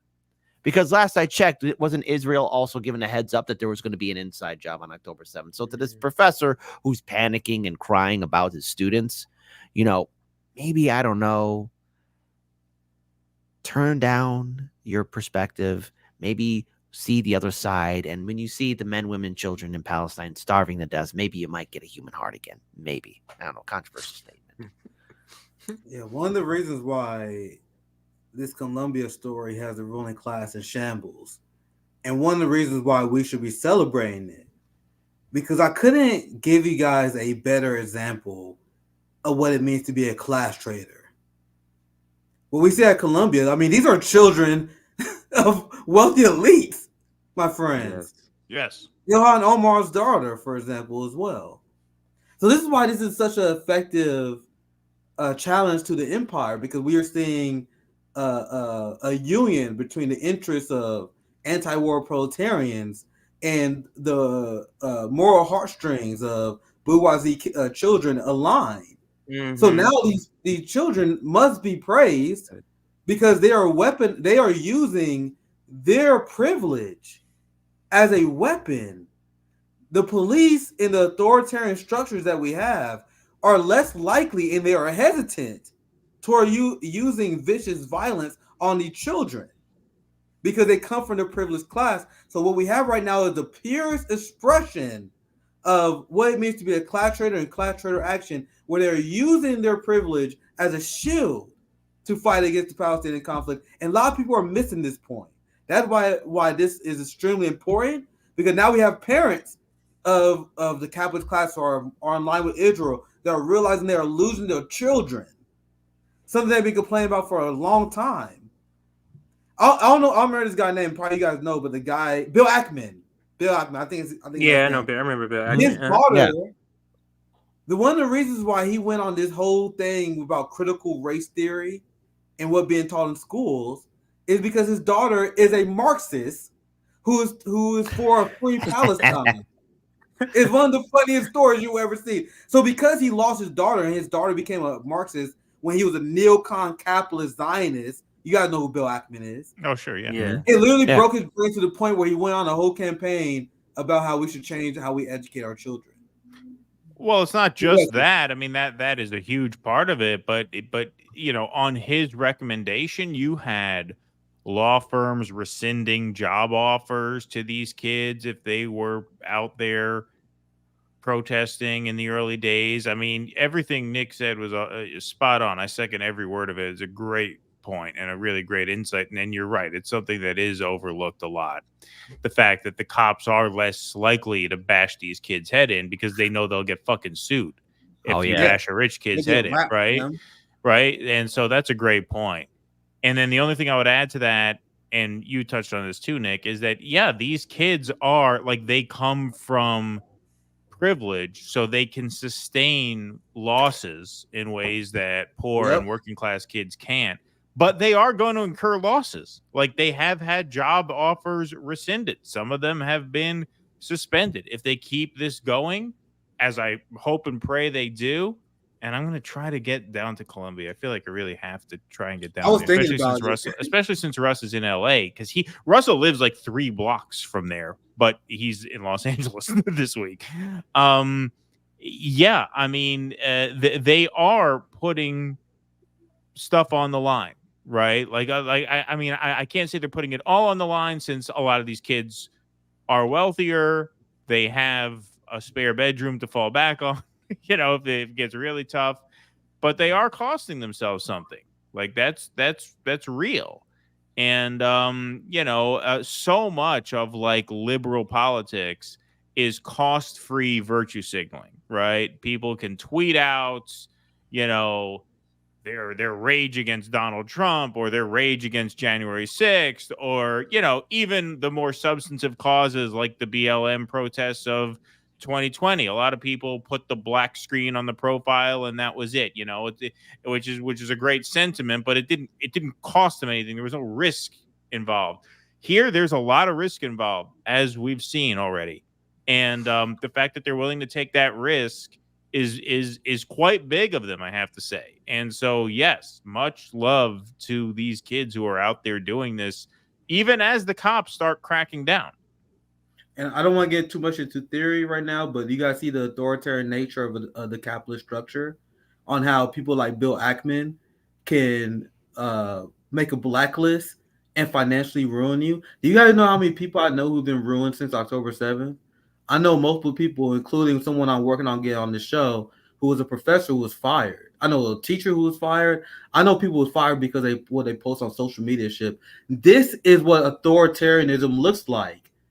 Everyone used that word. No one knows what it means.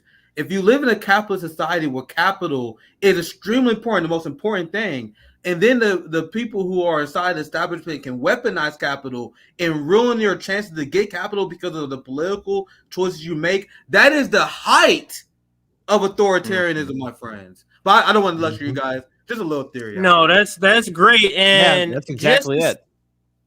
Just to I'm sorry, Kit. Did you? No.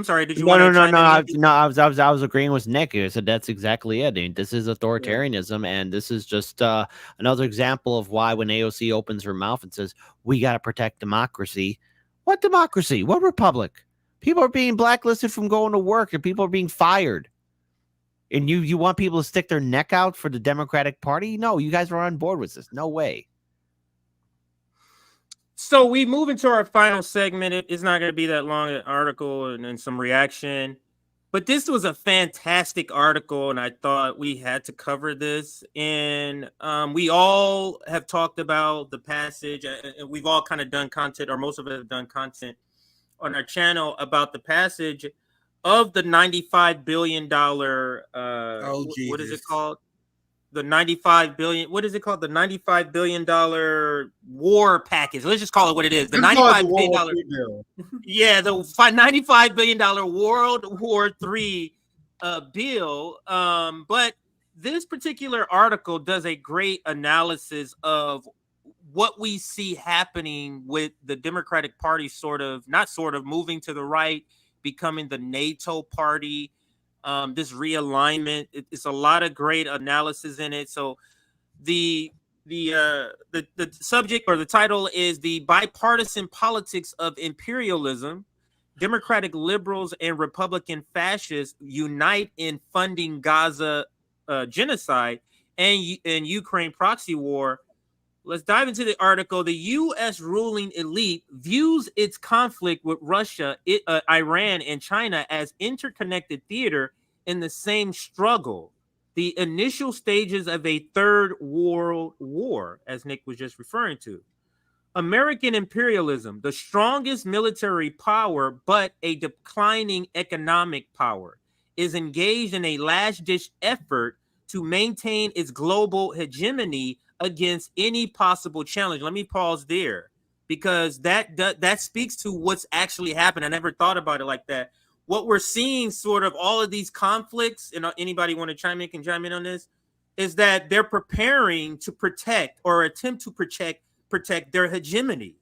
The fight in Ukraine, they need to damage Russia. They need to weaken Russia for the bigger fight when they go against China. And then they got this other thing. They need to secure what's happening in the Middle East. So Israel becomes very, very, very important with this sort of global fight or global push that the United States empire is doing to protect their, or attempt to protect their hegemony.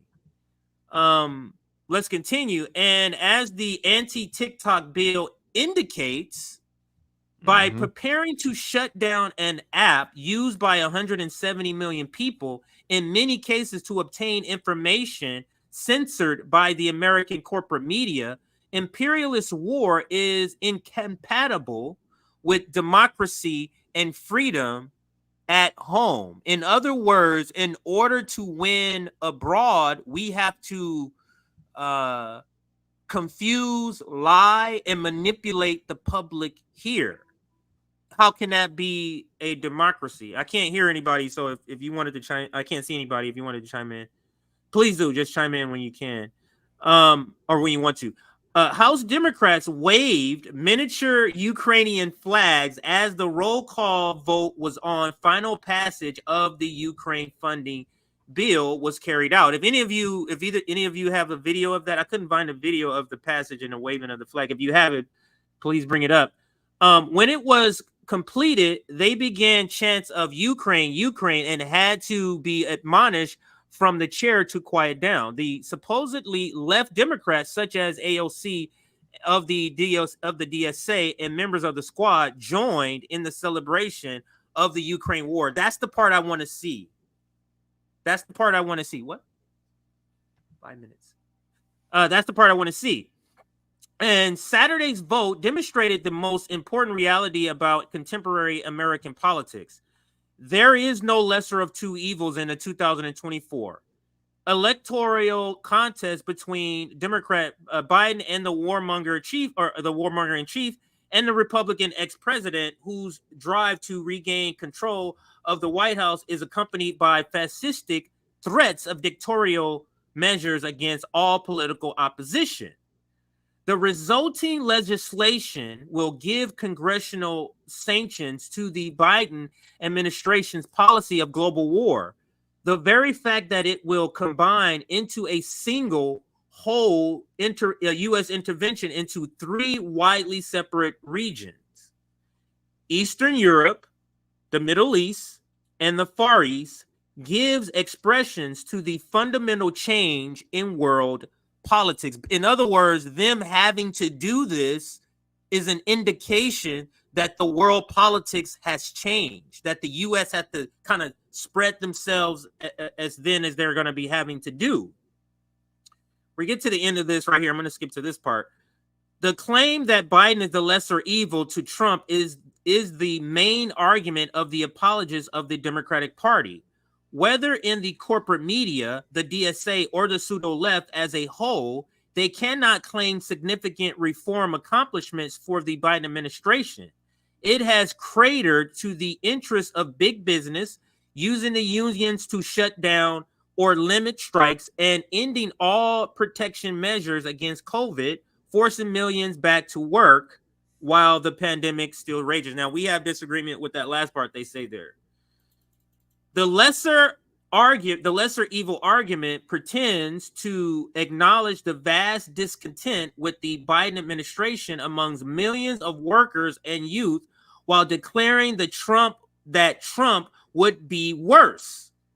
But the House actions over the weekend showed one party, not two, or rather two parties united for war, not only against Russia, but throughout the world. So I'll end there as far as the snippets I wanted to read. But what say any of you? I'll pass it around the table and then we can close out here. What say you about this spot-on analysis of what happening, the passage of this $95 billion World War III bill? What say you about the bill and or this article or anything else you wanted to chime in about? I'll pass it to the panel.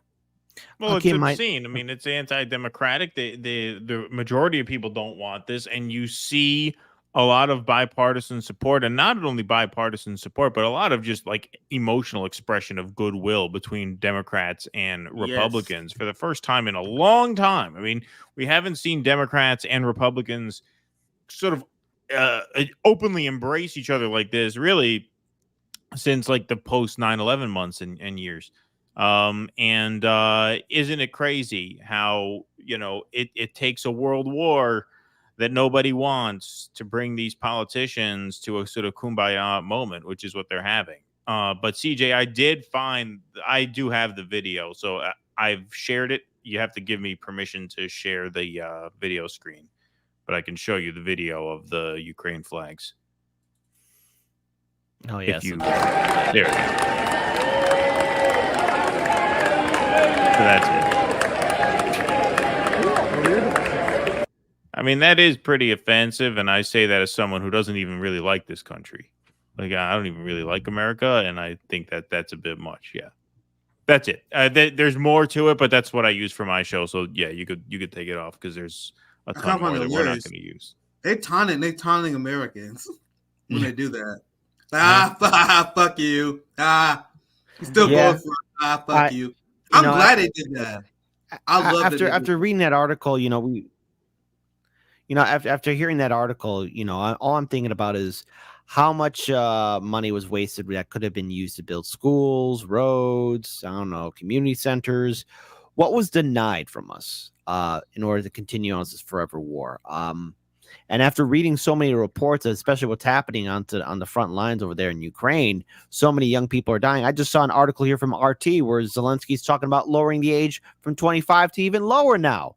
So that means even more young people get to fight and die in the front line. Haven't enough people died? Haven't enough people bled to death? Even this aid going to Israel. How much aid does Israel need? They're in the world's most one-sided fist fight caught on film. Yeah. All right. They have everything working in their favor. What more do they need? How much more do they need? Same thing for Taiwan. Why are we instigating someone with Taiwan when you have China right there breathing down our necks? It is evidence enough that we are ruled over by sociopaths, that we have the insane people running the whole entire system, and they expect us to go along with it. I'm just impressed. Like at this point, all right, if we're giving all this money, Ukraine, Taiwan, Israel, congratulations. You're the 51st, 52nd, 53rd states. Welcome aboard. Are you telling me that America can't afford to fund wars in Taiwan, wars in Ukraine, America is the greatest country in the world. Don't you know? Have you heard from Lindsey Graham? We can do anything we put our minds to it. Have you heard from Joe Biden? We can do anything we put our minds to it except provide healthcare, except provide housing. But we can wage war in Gaza. We can wage war in Africa. We can wage war in China. Isn't it funny how they apply American exceptionalism? I'll find it less offensive if they use it in terms of taking care of their people. Like, fuck yeah, we're America. We got the highest life expectancy, which is it's a joke in this country, by the way, if you don't know. It's always, we're the greatest country in the world. Look how many wars we're fighting. Right. It's a joke. Yep. Any final words on the topic, and then we can give, if not, we can go to Due Dissidence and Harlan's Media to just kind of give us, when are you on live again? And then we'll get to whatever super chats are left. When are you on live again? When can people see you again before we no problem. let you guys go here? Well, just two things. One, later this week, I can't say the day or time, but I am set to do an on location recording. But that means one of the shows will be pre-recorded, and it should be very interesting to see how this plays out for Chicago politics, maybe in a whole for how the DNC convention will play out. But Hardlands Media, we're live every Monday through Friday at 9 a.m. Central on YouTube, Rumble, Rockman, Odyssey, and Kick. Also working on trying to get access further into the side of the DNC convention. Building up a team. I know Russell said he is interested in coming out here. No, he's coming. It's booked. It's booked. So it's booked. Oh, well, then it's settled. Okay, now all we need is RBN, and we'll have ourselves an Avengers team. And I am looking forward to covering the convention. And so there you go, Monday through Friday, 9 a.m. Central. I know you've been sending stuff, Kit, about that. It's so far off. I just haven't been able to We're gonna have to strategize. Yeah. So I'm just I'm moving and all of that's going on too. But go ahead, Keaton. What's going on with Due Dissidence? I know you're on tomorrow, right? Yeah, tomorrow. You know what you're talking about, or you want to preview anything? Go ahead. What are we talking about tomorrow? Well, we're showing some more video from our day of canvassing with Jose in the Bronx. So we have more video that we're going to be showing for that. We're also going to be covering what the hell else are we covering? Rokana saying that he will vote to defend Mike Johnson if the Republicans try and bounce him, which is fantastic. That's funny. Terrible. What a guy that guy is. And then we got a few other topics. I've been on for about 5.5 hours, so I forget what they are. I'll have to research no worries. But yeah, it'll be a fun one. We got our schedule now. We're going to try our best to stick to is 2 p.m. Eastern Tuesday and Wednesday, 9 a.m. Thursday, 7 p.m. Sunday. It's a little tough to keep that schedule now, especially because Russ is doing the Jimmy show this week and then Monday and next week. So you can catch us there too. So you can catch us. We'll be on YouTube all week basically for the next the 65 hours at least. Always a pleasure, you guys. Oh, hey Larry. Larry's Sharp, a great guy. Yeah, shout out to Larry Sharp. Hey there. Thanks for that. Yeah. He said bringing in the National Guard to a college campus during an overseas war. What could go wrong? Laughs in Kent University. And he gets shout out to King. Glad to see you guys here. What's popping? Yeah, shout out to Larry Sharp. Yeah, thank you for having me on your show again. I got to get him back on the show soon. What's up, Larry? He left us a generous super chat last time too, so thank you, Larry. I'll put you two in the back. We got deep pockets. They got money. That's why they're libertarian. We only have a few more super chats, so we can read. I can read it if you have to go, or if we can read it together. Yeah, that's pretty much it. 2 or 3. I read this one. It's pretty much we just gotta get shout out to Blar because they give this a membership. That's what I see there. Oh, we got a bunch of memberships here that we didn't read. That's why it was good. That's why I tried to stop at least once in the show, like in private somewhere in the middle, so I don't get buried. And so it's good that we did that. So then we caught up all the way. So Q Anthony Ali would join me on Thursday for Nick at Night. I'm scrambling trying to put something together for tomorrow. I had to reschedule my original show plans, but Q Anthony Ali will be here Thursday. I'm trying to put something together on Thursday, but if not, I'll let you guys know. I have a Were you trying to put something together for Thursday or something for tomorrow? You're not sure about tomorrow? I had to reschedule some stuff for tomorrow, but Q Anthony Ali had joined us on Thursday. I'm trying to put together another mini Palestinian panel like I did earlier, so make sure you guys follow Nick at Night. Still got a lot of great shows planned for you guys. That's all I have, CJ. All right, I'm just gonna shout out the fundraisers and stuff. So I just want to shout out right on. So I'm gonna be off tomorrow. So if Nick doesn't go live tomorrow, of course you always have the clips. So don't worry. You're gonna always get that R&B. I'm sorry, I was gonna say R&B. Get that RBN content. You're always gonna get that. This is what I just wanted to shout this out again. Our editor is going through some hard times. Her husband just suddenly died of a heart attack. So we're raising money for her. The goal is $5,000.